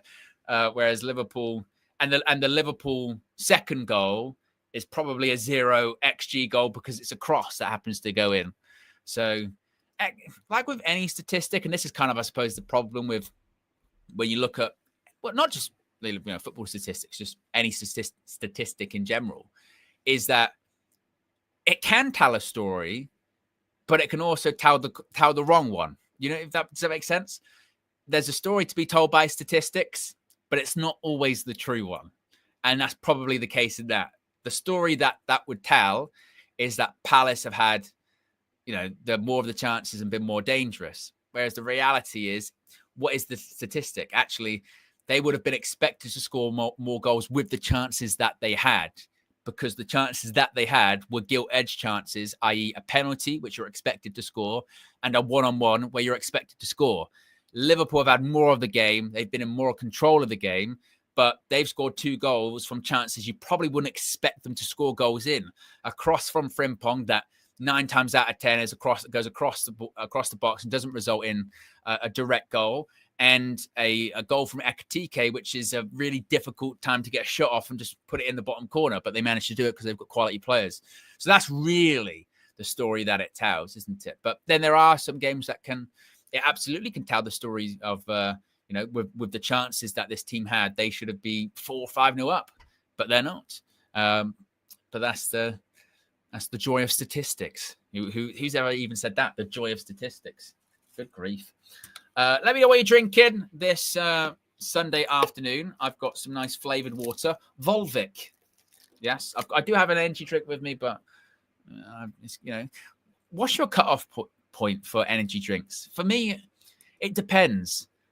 I think I like, process energy drinks differently, because sometimes I'll have it. I won't do an energy drink past like 3 or 4 o'clock in the afternoon. I'll be like, that's too late. Same as like a cup of coffee. When you go, can't do it too late, I won't sleep. But then there are sometimes I'll have to have an energy drink at like 6 o'clock, 6:30, just to like stay awake. I'll be like, I'm so tired, so drained. I need an energy drink or like a coffee, not to like pick me up and be super productive, just to be like, I just need to be awake for the remaining 3 or 4 hours. And then I'll go to sleep still fine. So I get really tired at like 9 o'clock, 10 o'clock. I'm turning into a proper old man.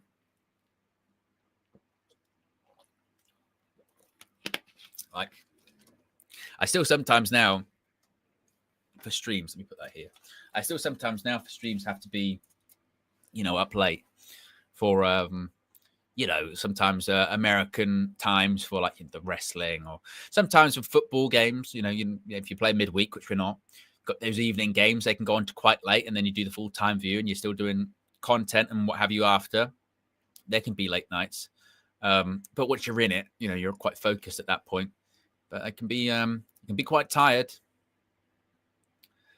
Ridwan says that feeling when you're just about to fall asleep but you need the toilet, that is annoying.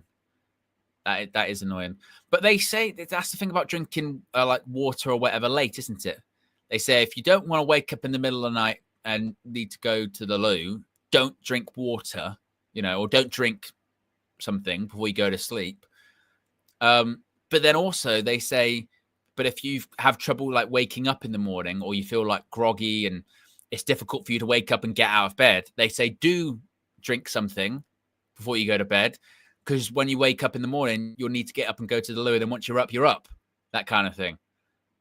So depends what you need. Certainly. Yes. How many likes are we at? We're 3 likes away from 60 likes. If you haven't already, click the like button. And be sure to subscribe as well to the Football Flex. We're 5 subscribers away from 21,100. Be sure to get your super chats in, your members chats. Join the Flex Football Club.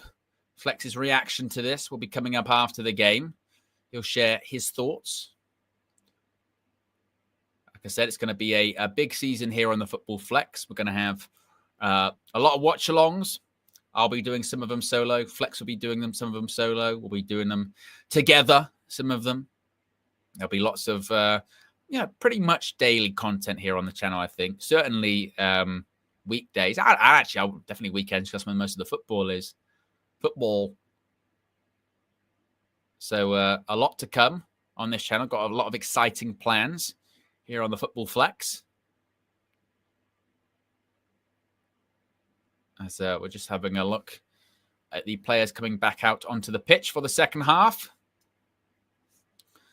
As we'll find out who is going to lift the first piece of silverware of the season. Arnie Slot looked like he was having a conversation with the fourth official there. That's right, Fabsy. Manchester United playing good football in the Premiership. Mark Gahey leading out the Crystal Palace team. Eberechi Eze, Jean-Philippe Mateta. You wonder how many more matches does the likes of Gahey and Mateta and Eze have in a Liverpool shirt? You do wonder, don't you? See Wembley Stadium. The famous arch looms large.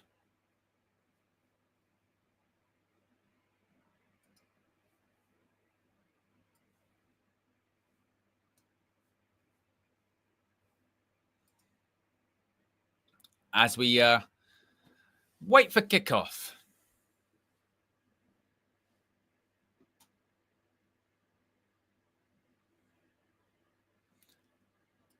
And we're off. Second half is underway. No changes for Crystal Palace. Of course, there was one change they made in the first half. Hughes replaces Kamada, didn't he? No changes for Liverpool.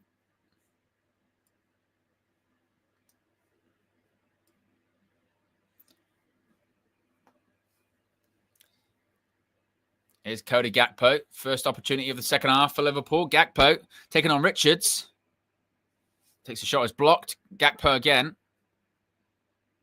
Ball in. Ekitike heads it wide. And I'll tell you what, it should be 3. It should be 3. That is a chance. He does well to hold off. I think it's Gabe, but then it's Mitchell. He's probably, is he a yard offside? Perhaps. But he should do better. Minimum hits the target you should be doing there. Could have been game, set, match to Liverpool right there. And look at that. Liverpool players on the edge of that box. They're going to press and squeeze Palace. But Henderson goes long, aims for Mateta. Does get a flick on. And Ismail Assar just couldn't get it, could he? Alisson puts it out to the right-hand side. Went under the foot of Mo Salah. And you think Mark Gay will probably end up going back to Dean Henderson, who's right in the sunshine there. He's wearing a cap in the second half to try and ease his sight. It's a good pass, that, to Will Hughes. Lost control of it, though. The ref gives a free kick. Wasn't sure there was really much in that. Fabsy says, have you seen the plaque for Kathy now? For Kath at Carrington? Yes, I did. And he did a wonderful speech. Very heartwarming. As I mentioned, Henderson's got the cap on. Wharton. Just tried that pass in behind there. Mo Salah. There's an overlap. There's an overlap. Here's Frimpong. Like I said, that's the difference. You wouldn't have seen Trent do that. So it's something different than to contend with Liverpool. Because last year, you just wouldn't have seen Trent make that kind of run. He'd have been in a deeper position. Wirtz gives it to Salah. And then couldn't just kind of keep it stuck to his feet. Mitchell puts it back out for a corner.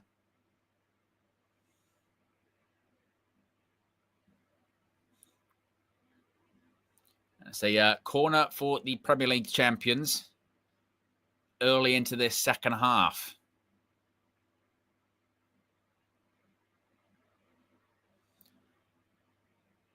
Van Dijk's in there.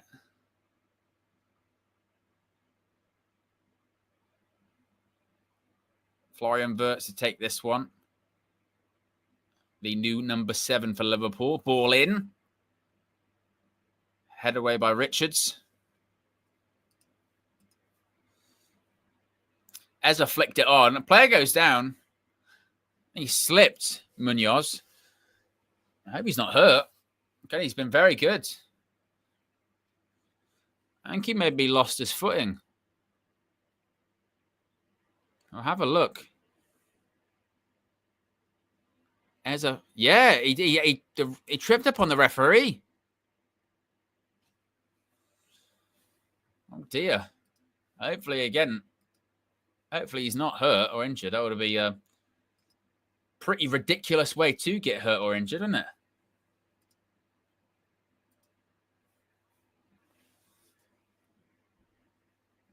Big up the local pundit. Says, what up, We've got to get you on TLP. Sometime, yeah. When the best result for Wrexham yesterday, was it? Dagger to the heart. 2 late goals. Goal in the 90th minute and 96th minute against Southampton. Phil Parkinson was not happy. It's Richards. It looks like Munoz is going to be all right. Long ball over the top. Once again for Palace. They've been trying it. Sometimes success. That one was a bit overhit by Palace. With Alisson now rolling it out. You wonder if the game can really maintain that sort of pace that we saw in the first half. It was at points quite frenetic, wasn't it? Frimpong. And Konate goes back to Alisson. But as long as it's only a goal in it, Palace still in the game. Ball to Frimpong in the middle of the pitch. And the ref gives a foul on Florian Wirtz by Will Hughes.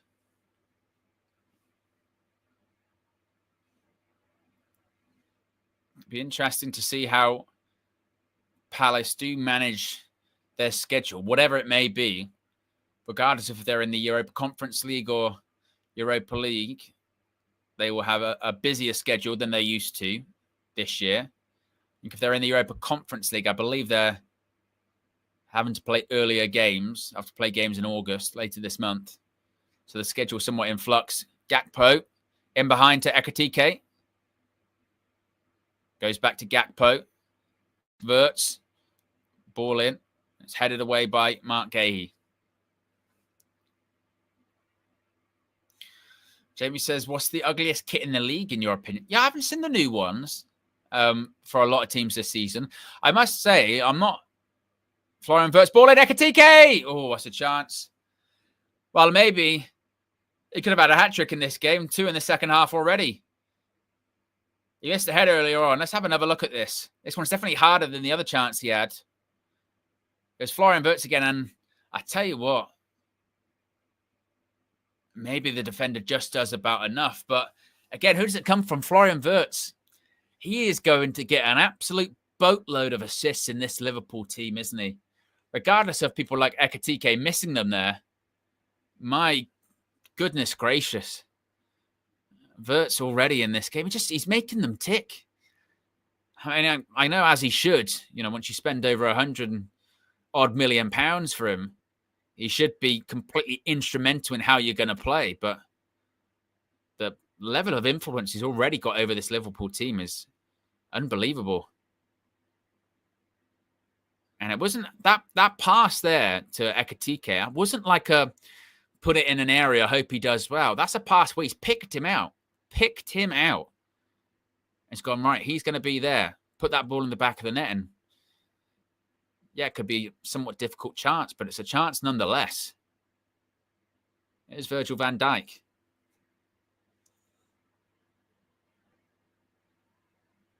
Konate tried to play that ball to Salah. Salah did keep it in, but Konate loses it. Now can Palace make this count? Adam Wharton. Yeah, he's overhit it. He's flicked it out towards Munoz. He's overhit. And Cody Gakpo defends and does really well, actually. Beats Munoz in that physical battle. And Jones will go out to Frimpong. Frimpong gives it back to the Liverpool midfielder. A bunch of space. Ball over the top by Jones. Gakpo gives it to Ekitike. 20 yards out. Just on the edge of the box. Awad Salah. One of the rare times we've seen Mo Salah in an advanced position. And to be honest, he's disappointed with himself. He should do better.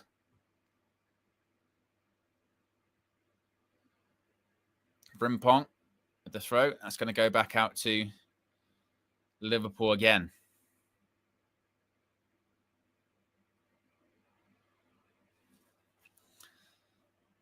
If you haven't already, click the like button, folks. We've over 60 likes. See if we can get 70 next target. Here on the Football Flex, 3 subscribers away from 21,100, which is fantastic. Oh, Szoboszlai, he's lost the ball by Ismail Assar. Can he get the pass right? Eberechi Eze through. He's gone down. Will he get the penalty? It felt soft. Immediately it felt soft. You felt like he was looking for it. He had 2 white shirts surrounding him. Oliver Glasner doesn't really look like he's protesting it either. Certainly wasn't as obvious as that earlier penalty with the Van Dijk foul.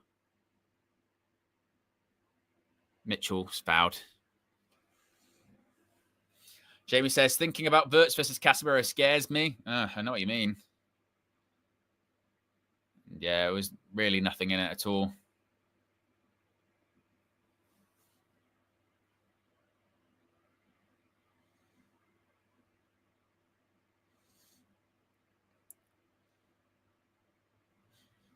You wonder if Eze is going to end up staying at Palace. I mean, like I said, there's 3 weeks or so left of the window. Got Arsenal interested. Florian Wirtz. Flicked by Salas. Great pass. Szoboszlai cuts it back. Cody Gakpo. Going to shift it. Shoot. Blocked by Will Hughes. Here come Palace again with Adam Wharton. Linked with Manchester United.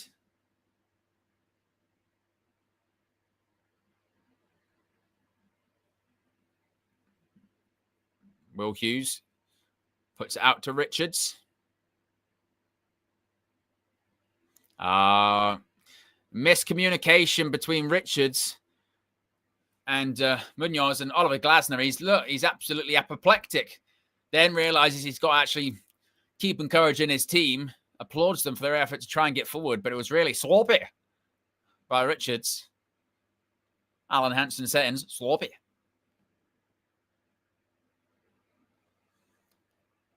Throw into Liverpool.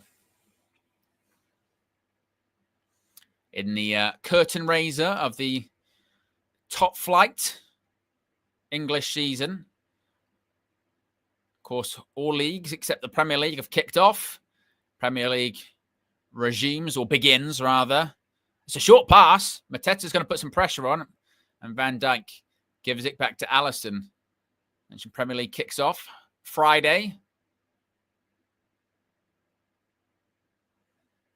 Wharton goes down. It's fouled by Florian Wirtz. They're taking it quick. That might be another foul. This time on Will Hughes by Ekitike. Referee says you can play on if you want it. Munoz goes back to Adam Wharton. Wharton, ball in, back post. Mitchell manages to keep it alive. Will Hughes. Mark Gay. Hughes. Back to the Palace captain. Gay with the ball in. Flicked on, back post! Oh, I thought it was in. I thought it was in. It's a ball in the air. It begins by Mark Gay. And Mateta flicks it. And I thought Ismail Assar, it was tight. He might be just off. But who flicks it? Look, Mateta flicks it. And to be honest, he should score. Regardless, it would have been interesting if it's off. He's got to do better. He's got to do better. Would it have counted? I don't know. But that's a chance. One of those ones where you're going to head it. And in the end, you kind of like back out just before your head hits the ball. And it's half-heartedly does it. Oof.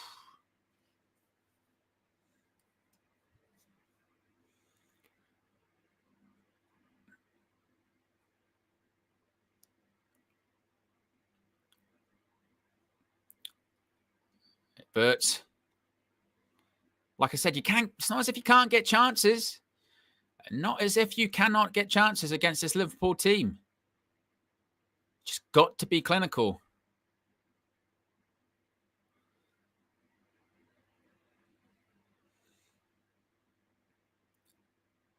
is Henderson.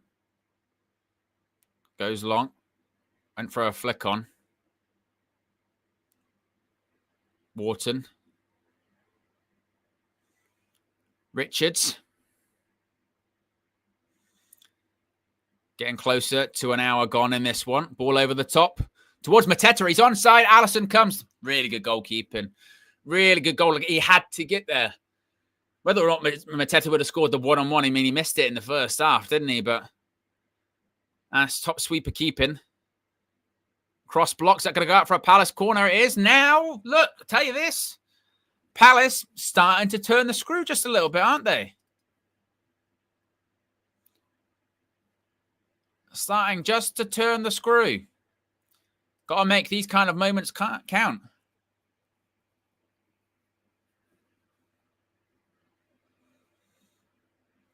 Really interesting. Here we go. It's going to be a corner ball in.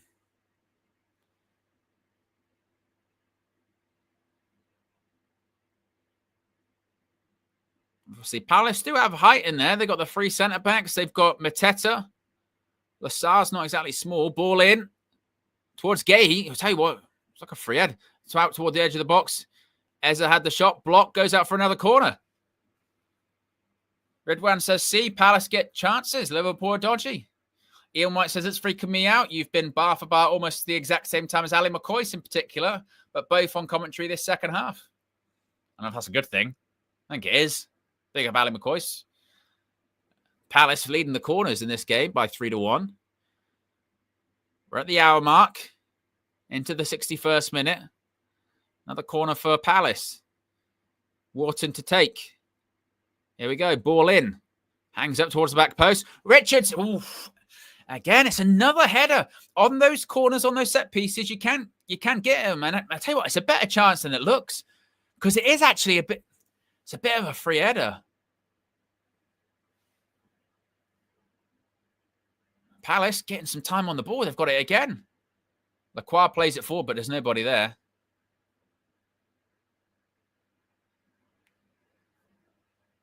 Redwan says, is an Arsenal fan coming on UV before we play them? Absolutely, don't you worry. This week, we're going to have a lot of crossover collaboration with AFTV and the like. Obviously, we'll have our usual match preview. We've got some really exciting other videos coming up and live shows planned. So if you haven't already, be sure to subscribe to United View and check that out. I'm sure there will be some UV presence on AFTV this week as well. So keep an eye out for that. Last 5 minutes, Palace had 72% of the ball. And they've lost it there. So Bosselai's lost it. Wharton, I tell you what, they've got numbers here. Out wide, Eberechi Eze into the box. Eze! Oh, good save by Alisson. That's why he's, for me, the top goalkeeper in the Premier League. It's a save that you could say maybe Alisson should make, but it's a save that some goalkeepers in the Premier League, probably won't make. So clearly onside, Eberechi Eze. Eze goes for the near post instead of going across. And it's sort of his right arm / leg manages to block it.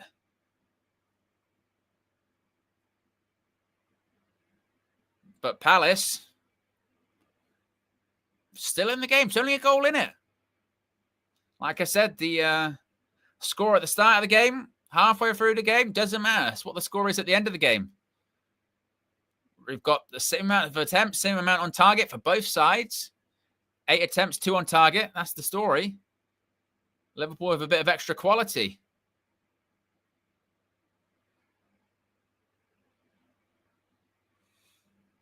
That's a throw into Crystal Palace. Look at that support from the Palace faithful.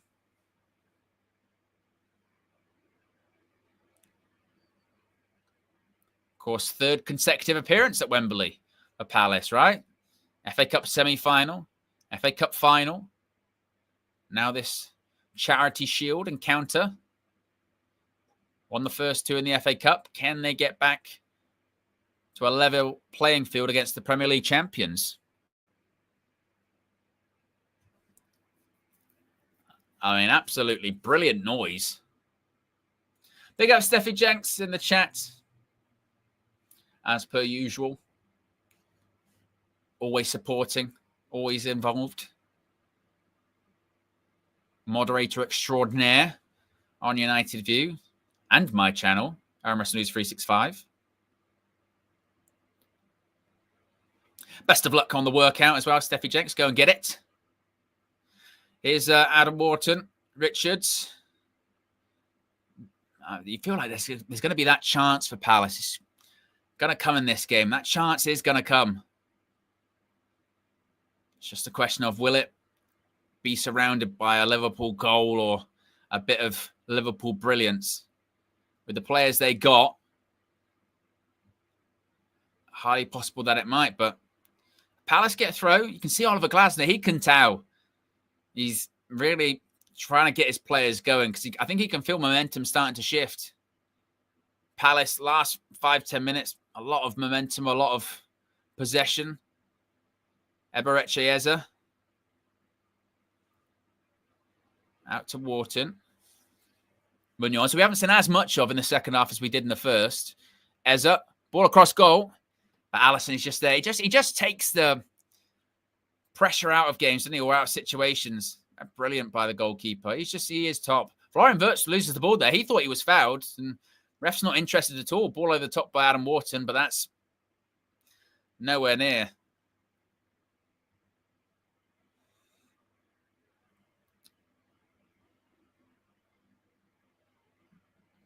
But Alisson, of course, Liverpool's #1 goalkeeper. But they did sign a goalkeeper in the summer.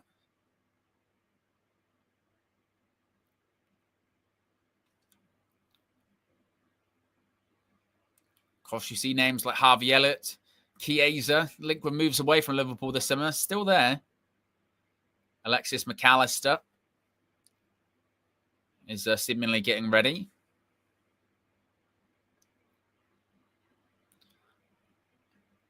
And that's going to be a throw. Yeah, Ryan Gravenberch isn't with the squad today for Liverpool. He's just become a new father. So congratulations to him and his partner. He's actually suspended for the first game of the season as well. So he'd missed that anyway for Liverpool. Wirtz goes out to Kirkez.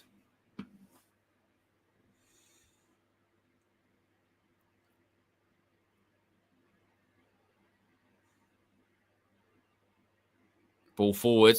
Salah. Ball stuck to his feet, but Will Hughes did really well. Gets in front of the Liverpool right winger.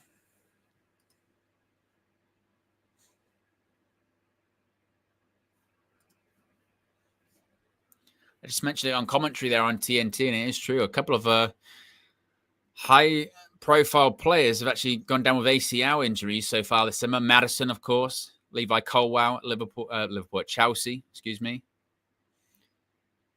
Always horrible to see people's seasons end before they've even got started. Must be absolutely horrible. I mean, here's hoping they can get back before the season ends, maybe make a late push for a World Cup spot, but they're already up against it, aren't they? Here's Eze. Little back heel. Hughes sprays it out to Richards. I know what Palace has just managed just to grab control of this game. A lot of possession. I mean, Liverpool out of possession, still comfortable. You would say, not as if they're up against the ropes, but it's different to what it was in the first half.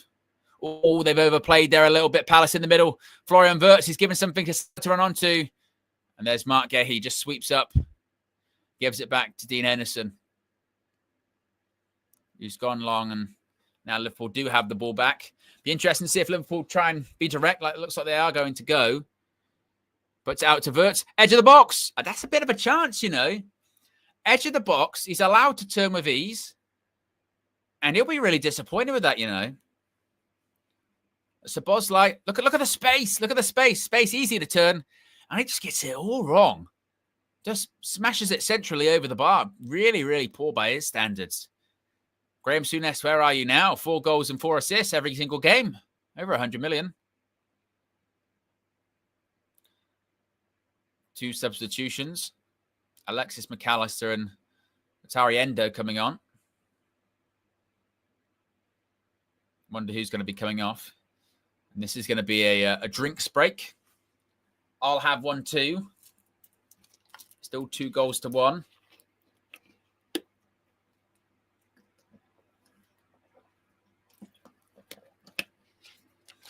It's the UEFA Super Cup on Wednesday.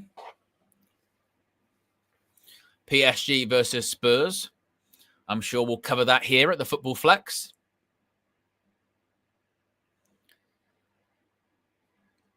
Aston Villa versus Newcastle, the first lunchtime game of the season. That will be a bit tasty, won't it?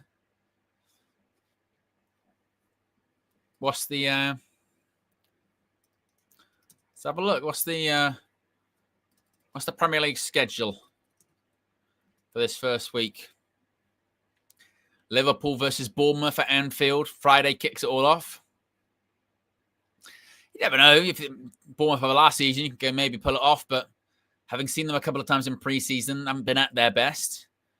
Like I said, next up, you've got the lunchtime game of Aston Villa versus Newcastle, which that is quite a tasty one, isn't it? At Villa Park. Because Newcastle, they've not won a game in pre-season, unless I'm mistaken. What 3 o'clocks? So then you got 3 o'clocks like Brighton, Fulham, Sunderland, West Ham, Tottenham, Burnley. You might say to yourself, I tell you what, one to watch there. Sunderland, West Ham, that's one to watch. I'd fancy Sunderland to win that. They've recruited really well over the summer. West Ham, really poor last season. And once again, in pre-season, left a bit to be desired. Did get a win in the end. That'll be one to watch. Be interesting to have a look at the evening kickoff as well on Saturday. Manchester City going to Wolverhampton Wanderers. I tell you what, that is one to watch, actually, isn't it? I mean, second half of last season, Wolves were actually half decent, weren't they? They really turned it around. But this is a Wolves without Mateus Cunha, who was so instrumental for him last year. And this is a new City with several high-profile signings. So what are they going to look like? But could be a bit of a... That'll be a really interesting game to see where Man City are at, that one. Then Sunday, you've got Chelsea Palace. So Boslav with a shot, easily saved by Dean Henderson. You've got Chelsea Palace, Nottingham Forest versus Brentford, and of course, Manchester United versus Arsenal. Really the pick of the weekend, isn't it? Manchester United versus Arsenal. Then rounding things out, Monday Night Football. It's Leeds United versus Everton. I'm sure we'll probably have coverage of that here on the Football Flex as well. So we'll have a feast of football for you over the first week. Like I said, we'll most likely, I think, have coverage of the European Super Cup on Wednesday. And then certainly have at least 1, maybe 2 games over the course of that first weekend of Premier League action. Here's Allison. There's that wide to Frimpong. Mark Gahey. Frimpong's down injured. He's holding his... But it looks like he is in a bit of pain. Landed awkwardly. Fabsy says, never underestimate Manchester United. I know. It's what he says, isn't it? Yeah, we'll see.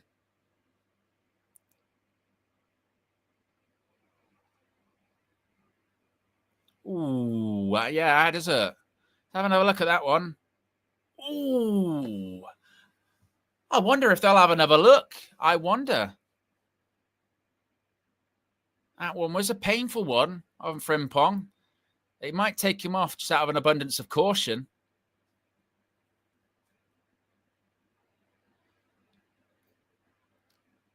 I mean, there's nothing malicious in it.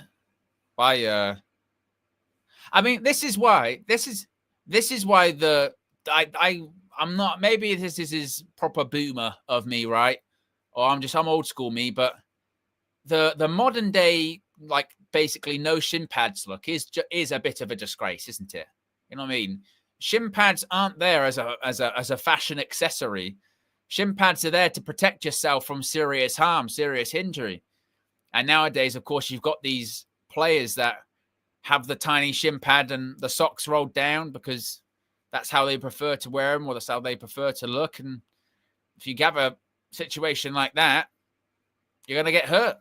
If you've got a shin pad there, maybe it doesn't hurt as much. It's there to protect you. I certainly couldn't play with tiny shin pads or short shin pads. Definitely not. Is Eberechi Eze.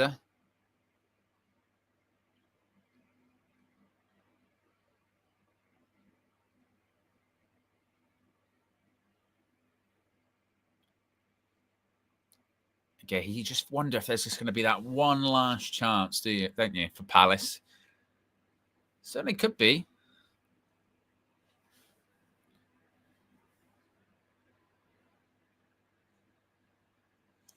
Jamie says shin pads don't do much, to be honest. I don't know. I've had some pretty nasty collisions as a keeper that I'm very happy that I was wearing shin pads. As a keeper, you've got to dive head first, face first into people's feet sometimes, or, you know, you have people flying in with their feet. It could be nasty. Sometimes having the ability to, you know, slide in, but have your shin pads there to protect you isn't bad at all. It still hurts, certainly, and still can leave a mark.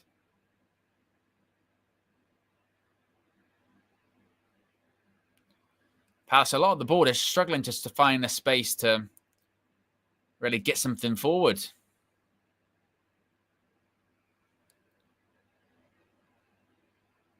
There's Eze. 15 minutes to go plus stoppage time. Still 2-1. Liverpool ahead. Long ball. Munoz heads it forward. And McAllister just puts it out.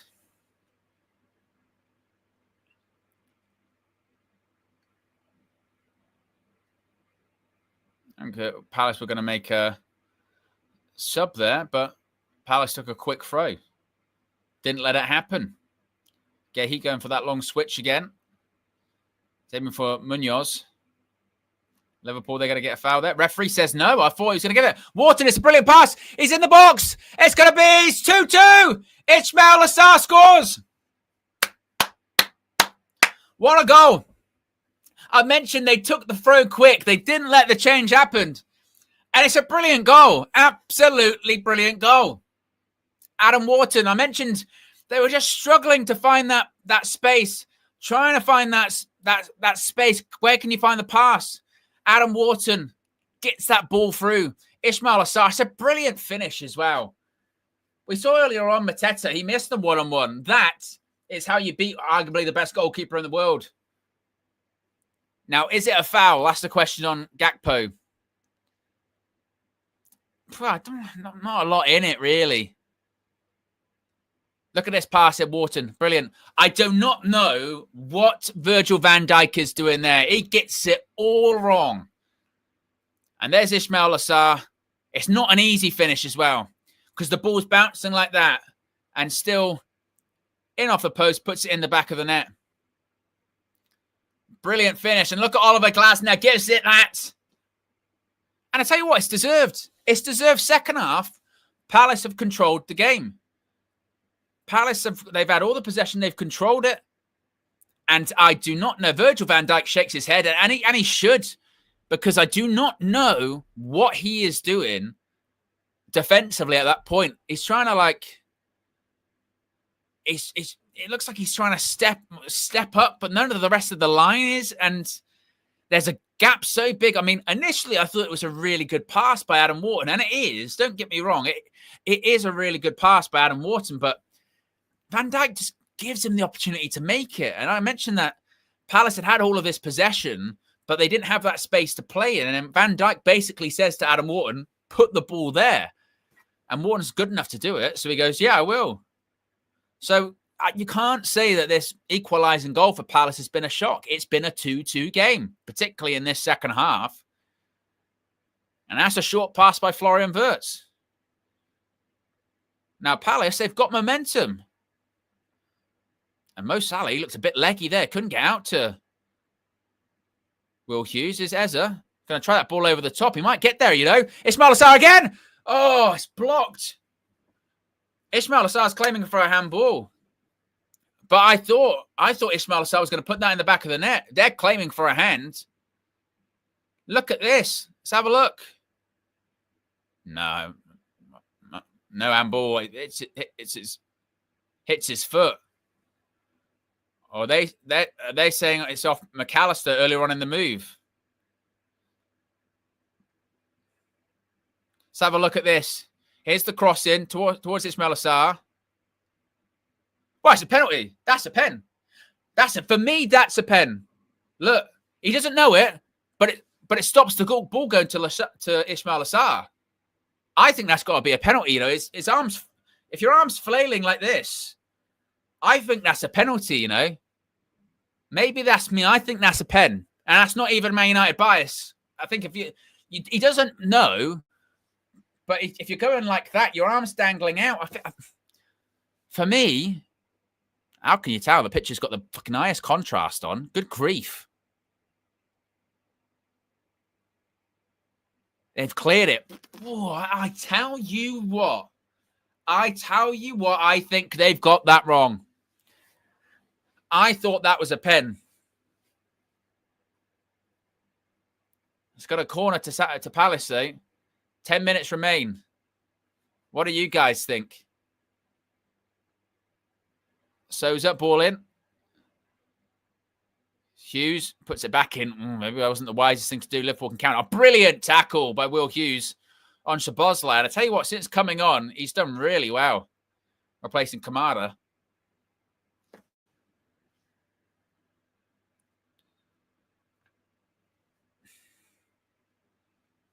I think it's a pen. I think Liverpool have got away with one there. I think Ismail Assar's right to put pressure on the ref. Jamie says if that was a Palace player, that's a penalty. Let's be real. I think more's made of it if it's the other way around. Definitely. I don't know if they give it. I think it should be a penalty for either team if that situation happened. But I think a lot more is made of it. I mean, obviously, McAllister doesn't know anything about it, but we will see. And this is the frustration with VAR. We will see penalties be given this season in the Premier League for significantly less obvious handballs than that. You know, we'll see penalties given for stupid handballs this season, let alone when you're going like that. And Liverpool, for me, they're rocked. That's been a bit of a sucker punch for Liverpool. The question is, can they now rally, shake the cobwebs off? Szoboszlai. Kirkez, ball back. Salah! Well, it's straight down the throats of Dean Henderson. Either side, he scores, and he should score. He will be disappointing. Mo Salah, with his quality, should do a lot better there. A lot better. Jamie says, agree. We'll see lots of them given this season. 1,000,000%. We'll see worse given. Far worse than that given this season. There is no consistency with VAR whatsoever. I mean, and to be honest, if that was the pictures they were using as well, you couldn't tell because the contrast on the picture was on the highest it could possibly be. You couldn't even barely see it. Launched forward by Lacroix. Lassar flicks it on. Liverpool win it back, though. Oh, it's a bit of an error there by McAllister. Here's Sarr, and I tell you what, he's on fire at the moment. Sarr again. He's into the Liverpool box. Munoz cuts it back. Mateta! Oh, he had time to take a touch. He took it first time, and I don't know why. Take a touch. Get out your feet. He just swipes at it with his left foot, and he doesn't need to. Look at this again. Edge of the box. Sarr's been brilliant. Munoz cuts it back actually really well. And Mateta does everything right in terms of holding his position. He holds his position on the edge of the box, and you're saying, take a touch, get it out your feet, have a shot. Takes it first time. I don't know why. Don't know why you do it like that. And now Florian Wirtz comes off, who I think had a really good first half, Florian Wirtz. Second half, pretty quiet because Palace have had a lot of the ball. But 2-2. Now, I would assume this one goes straight to pens. It did last year, didn't it? It went straight to pens last year. They didn't do extra time, I think. Did they? I'm trying to remember. I know we lost in a penalty shootout. And Jefferson Lerma's on for Adam Wharton. Straight to pens. No, yeah. No point doing extra time in a Community Shield. But I tell you what, I think if you are, the top 5 or 6 teams in the Premier League, and you're hoping to challenge Liverpool for the Premier League this season, you look at this game with some optimism and go, look, like last season, you could get at Liverpool. In this game, I'm kind of shocked about how easy in the second half or how quickly Liverpool ran out of steam. Palace in the second half have had more possession, feel like they've sort of dominated the ball, certainly had big chances and had more momentum. And they've just kind of sort of had more physicality than Liverpool in the second half as well.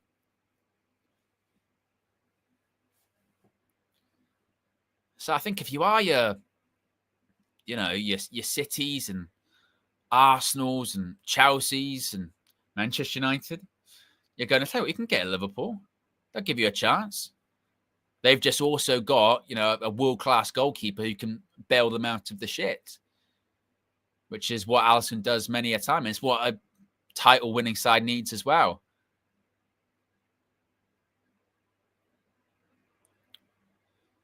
And Palace, their levels of fitness, look at how quickly and intensely they're pressing. They're really pressing Liverpool.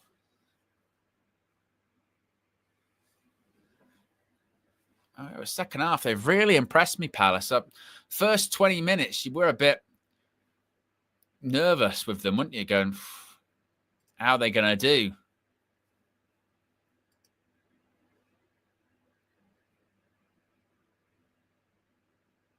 Here they come again, Elliot.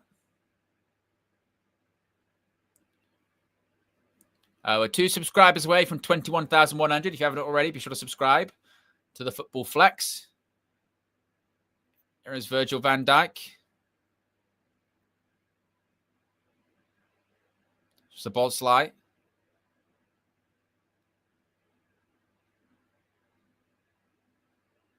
Endo. Harvey Elliott. Salah, who's been, again, so quiet in this game, apart from that one big chance he just had a few minutes ago. Ball ricochets around all over the box. Now, I tell you now, if the referee gave that as a handball and he hadn't given the one before as a handball, that would be an absolute travesty. Travesty. There is no way in a million years he is going to give that. No chance whatsoever. Because how could you?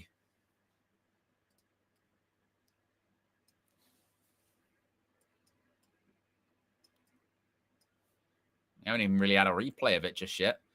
Less than 3 minutes to go. There is going to be stoppage time. Looks like we could be going towards pens.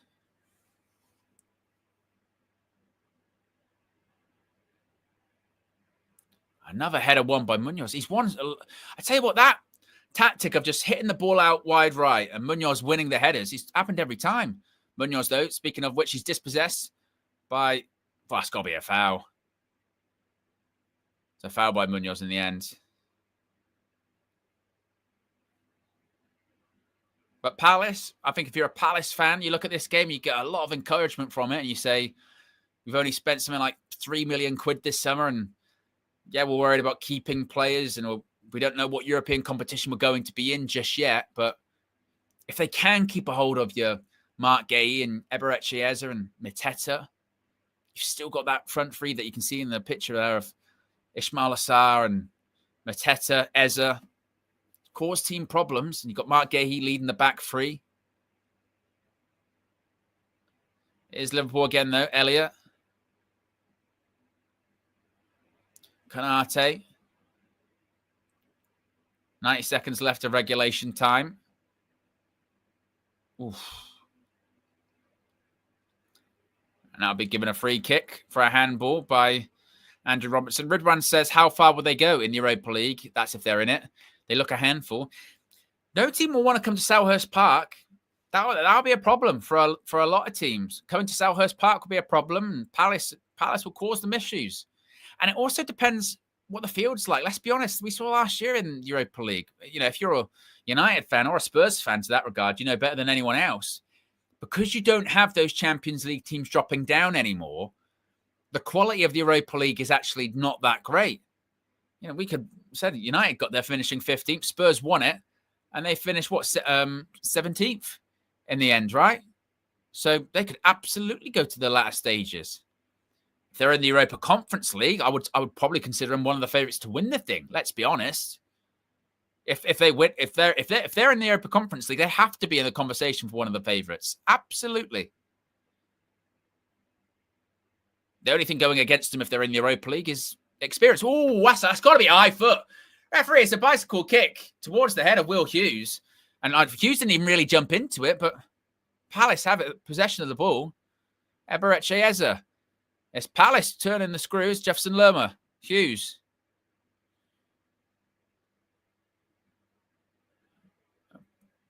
Mark Gahey was down. I think he maybe had cramp. He's back on his feet. Does look to be cramp. Ball in. Towards the back. Sosa. Oh, he should do better. I don't think Eze knew he was there. And I tell you what, Sosa's out of position. Here comes Liverpool. Mo Salah. Salah up against the fullback. And the fullback there, Lacroix, the centre-back, just absolutely brilliantly. Now, Mark Gay's down. And he's not happy, Mark Gay, as well. He's pointing out something. And I think Liverpool should do better here, you know. It's a good counter-attack opportunity. Salah up against Lacroix. You fancy him to do better. And Lacroix does really, really well. Palace have had a lot to do defensively at points. They've been in difficult positions and they've done really, really well. I was first 20 minutes, I was worried. Paul Merson settings, I'm worried for him, Jeff. Crystal Palace. But second half, they've been absolutely the better team. No doubt about it. They've been the better team in the second half. You know, when they say we've won the second half, Palace have done that and they've deserved it. And we're just going to see if Mark Gay can see it through. I mean, there's not much time left. 5 minutes of stoppage time. We've already played 90 seconds of it. Ball in. Headed away towards the edge of the box. There's a shot. And Henderson goes down and collects that one easy.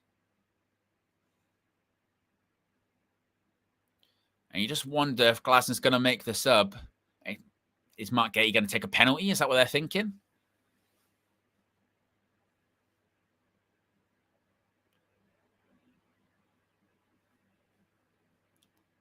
And now Mark Gay's gone down again.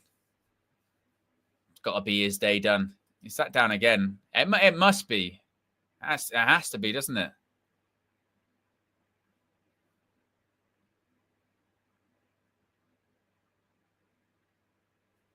Mark Gahey going to be substituted.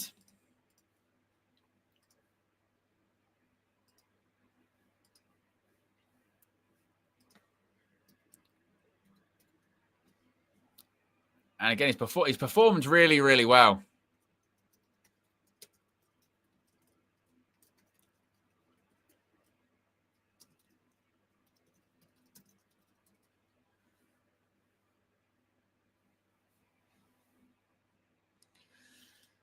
And the question just is penalties. Is the curse of the Community Shield going to continue? I mean, to be honest, if Palace win it, I don't think they're going to particularly care about the curse of the Community Shield, are they? They're not going to win the Prem. So they'll be like, yeah, well, we'll take that curse. Win more silverware.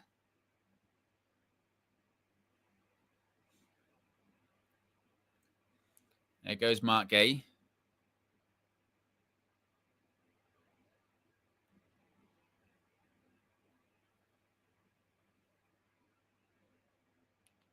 Justin Devaney coming on for Palace. And it looks like we're heading straight to pens at full time. We're 1 like away from 70 likes. If you haven't already clicked that like button, 2 subscribers away from 21,100. Be sure to subscribe to the Football Flex. You can still get your super chats in, members chats. You can become a member of the Football Flex Club or the Flex Football Club. I always struggle with that one. Flex Football Club. There you go.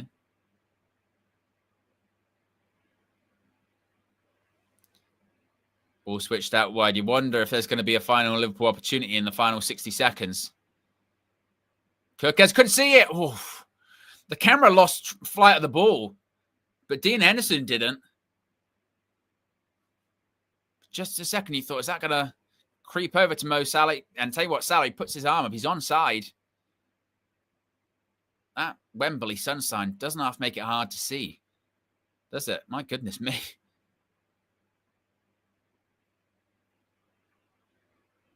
Ezra just couldn't keep control of the ball there.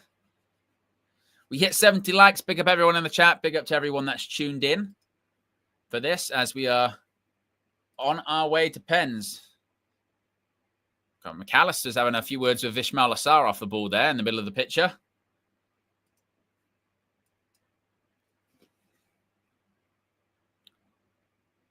At Frimpong, he's taking an eternity to take the throw, isn't he? My goodness me, he's taking a while to take for the throw. Cleared in the end.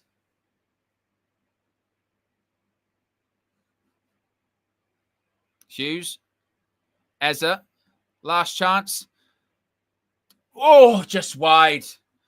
It would have been Deveda, who looks a bit Odegaardish, doesn't he? He looks a bit Odegaardish. In terms of, in the face. Not in terms of the player, but I thought for a second. Shocker, it comes from Eza. But it's not a bad effort as well. Goes across the goalkeeper. He had it covered, though. And look at Oliver Glasner in the squat position. Looks like he's about to take a dump.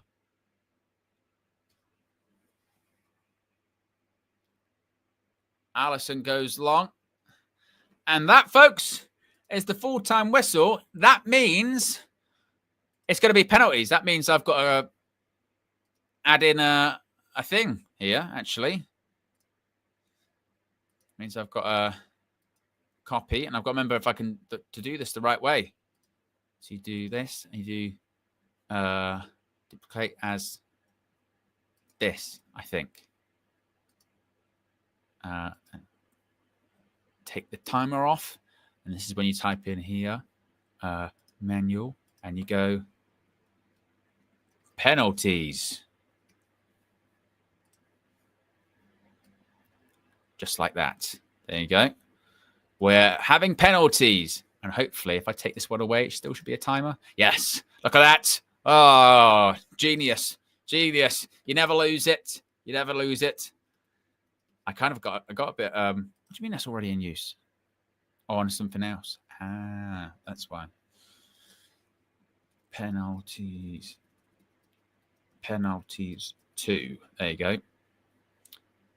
Penalties. We are heading to penalties, folks. It's full time, and we are now heading for pens, indeed. So the first piece of silverware of the football season is going to be decided via a penalty shootout. If you haven't already, click the like button. Be sure to subscribe as we get set to see who wins the FA Community Shield. If it's going to be Liverpool, and if they can win it and break the curse of actually, winning the Community Shield and going on to win the Prem, or if it's going to be Palace, who, let's face it, aren't going to go on and win the Premier League, but they'll be looking to win more silverware. A bit of a historic period, and maybe they can not only win the Community Shield, and then they get a victory from the Court of Arbitration of Sport on Monday, and they end up in the Europa League. Here's hoping they do. As we're just on a commercial, and as we come back, we'll see how this one plays out. Indeed, but we're 9 likes away from 80 likes. And still 2 subscribers to go until 21,100. Look at Oliver Glasney. Gave it some, didn't he? Give it one of them.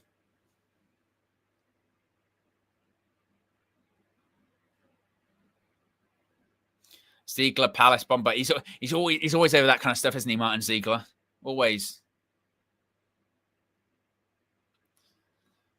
So the captains, Virgil van Dijk and it would be Eza, wouldn't it? Yeah. Eza's the captain because Mark Gaines off. Julian Speroni, the goalkeeping coach. Speroni for Crystal Palace goalkeeper. So it's going to be down at the Liverpool end. Ooh, that's a tough one. Down at the Liverpool end, and Liverpool are going to take first. So Palace have lost that coin flip very badly, let's be honest. It's at the wrong end. And not only is it the wrong end, it's also meaning that Liverpool get to take first. Now, Dean Henderson, he did have some penalty heroics in the FA Cup final against Manchester City. Saving from Erling Haaland. The question is, will we have more penalty heroics today against another of Manchester United's great rivals? Did it against the noisy neighbours. And now, will he do it against Manchester United's arguably greatest and most fierce rivals, Liverpool? You shall see, certainly indeed. Palace absolutely put a shift in, haven't they?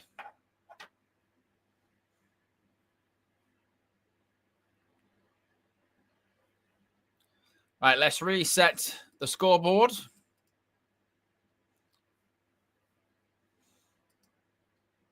No doubt Palace deserved their equalizer. We're 1 subscriber away, folks, from 21,100. If you haven't already, be sure to subscribe to the Football Flex. Reminder, we'll have more watch-alongs coming up. We'll have solo ones from both Flex and myself. We'll have joint ones with Flex and myself. Premier League season's underway on Friday. Before then, European Super Cup, PSG versus Spurs. Liverpool kick off the Premier League season against Bournemouth at home. Ridwan says, when's your next WWE live stream on YouTube? End of the month, Clash in Paris is August 31st. Week before that, it's AEW and New Japan Pro Wrestling's Forbidden Door. Both pay-per-views are in Europe. Forbidden Door is in London at the O2 Arena. Clash in Paris, of course, by the name, in Paris, France. So we'll have a busy end to the month, a busy next couple of weeks. Be sure to subscribe to Wrestling News 365. As Mo Salah is going to take the first penalty here for Liverpool up against the Crystal Palace goalkeeper, Dean Henderson. It's Liverpool's number 11 versus Palace's number 1. Mo Salah, 12 yards out. Mo Salah steps up, and he's over the bar! Straight over the bar into the Liverpool supporters. The Liverpool supporters were singing You Never Walk Alone, but it's a long walk by himself back to his teammates. My goodness, it's miles over. Oh, it's miles. It's absolute miles over the bar. He gets it all wrong. And I tell you what, he wasn't that good today. Missed a chance in the second half. Barely touched the ball in the first. And Salah's missed. Oh, my. Now, Palace to take second in front of the Liverpool fans. And Palace, forget about taking it second. If they score this, they're ahead. It's going to be Mateta. He's already scored a penalty today. Can he do it again? Mateta steps up. And he does score again. Palace are ahead. Nonchalant from Jean-Philippe Mateta. 2 penalties, 2 goals. Palace are in front. Let's see how this goes. I tell you, Alisson guessed the right way. It wasn't the most amazing penalty in the world, but it's just too much power there. All right, here we go. Alexis McAllister next up. You would think, really technically proficient player. Scores free kicks often. Really good passer of the ball. You feel he'd be a certainty, but you thought that about Mo Salah, didn't you? So Alexis McAllister, 12 yards out. Takes a long time. Steps up. Oh, I saved again! He saved it again! He takes his hat off to the Crystal Palace fans. And Liverpool have missed not their first, but also their second penalty. Over the bar by Mo Salah. And look at this, down to the left-hand side. He saves it right. He goes early. He goes really early. He guesses correct. It's in the corner. It's not a bad penalty by Alexis McAllister because it's not actually a bad penalty. He just goes early. And right, this is to go a whisker away from winning. They've got a really strong cushion if they win it. If they get this now, Crystal Palace is Eberechi Eze. Eze to step up. A little bit of a stutter. A little bit of a stutter again. Eze. Oh, he saves it, Alisson. If you know me, you know I hate the stutter run-up. I hate the stutter run-up. Don't do the stutter run-up. Alisson might be off his line, though. Let's have a look. He's off. Ooh, that is close. His heel might be touching. His heel might be touching. It is very close, though.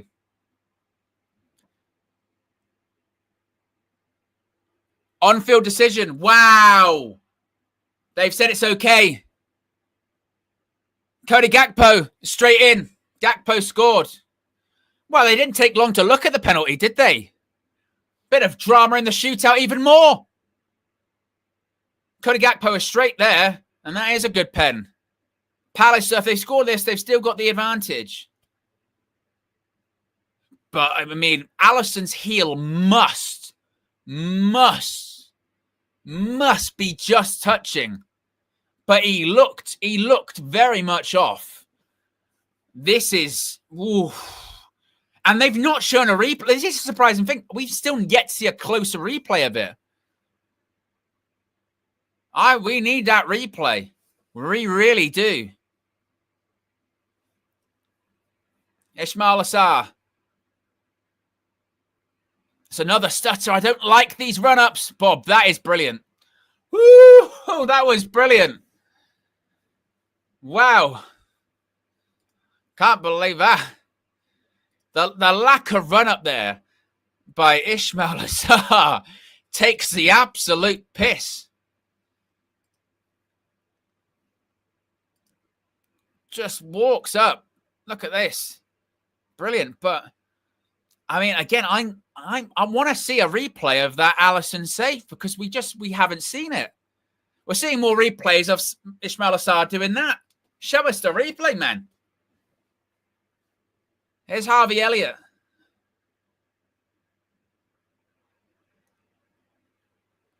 Harvey Elliott against Dean Henderson. He's already saved one.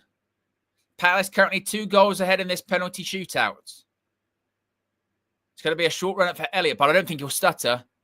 Elliott. Oh, he saves it again. It's a shocking penalty, to be honest with you. He guesses right, Dean Henderson. No hat coming off. It might be the last thing Harvey Elliott does in a shirt of Liverpool because good grief. And he's miles on his line. Gets it right. Elliott gets it all wrong. And now, Crystal Palace to win it. Crystal Palace to win it. Who's it going to be? Who is it? It's the new signing. Borna Sosa. To win the Community Shield for Crystal Palace. Oh, he's hit the bar! He's hit the bar, and it's not even a horrible penalty. It's not even a horrible pen. He smashes it, hits the underside of the bar, and it's not gone in. Oh, my word. He goes high. Oh, unlucky. Oh, this is just drama that he can't think. And now it's Szoboszlai. Surely he won't miss. Liverpool have missed 3 out of the 4. Surely they don't miss 4 out of the 5. It still might not be enough for Liverpool to win it. It still might not even be enough to win it, because if they score and Palace score the next one, it's still that. But Szoboszlai to keep Liverpool alive, and Szoboszlai does score. So we go down to this final kick. It's a good penalty by Szoboszlai. Who is to take Palace's final one? The pressure now is on. Don't pretend there's no pressure on a pre-season penalty, because my word, there is. Is that Wharton stepping up? Oh, it's Justin Devaney. So he nearly won the game with his first touch in normal time. And he looks scared. He looks worried. Doesn't he?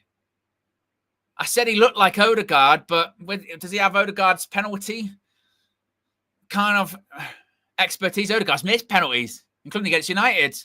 Devaney. Oh, he smashes it. Absolutely smashes it into the top corner. He wasn't worried at all. He's made me look like a fool. And speaking of making people look like a fool, Crystal Palace back-to-back trophies at Wembley. Under the arch, they are at home. Crystal Palace have not only won the FA Cup at Wembley, they've now won the FA Community Shield at Wembley as well. Back-to-back trophies for Oliver Glasner. We're entering a period of silverware for the Eagles. And the curtain is raised on this top-flight season with Palace winning silverware. Wow. Wow, wow, wow.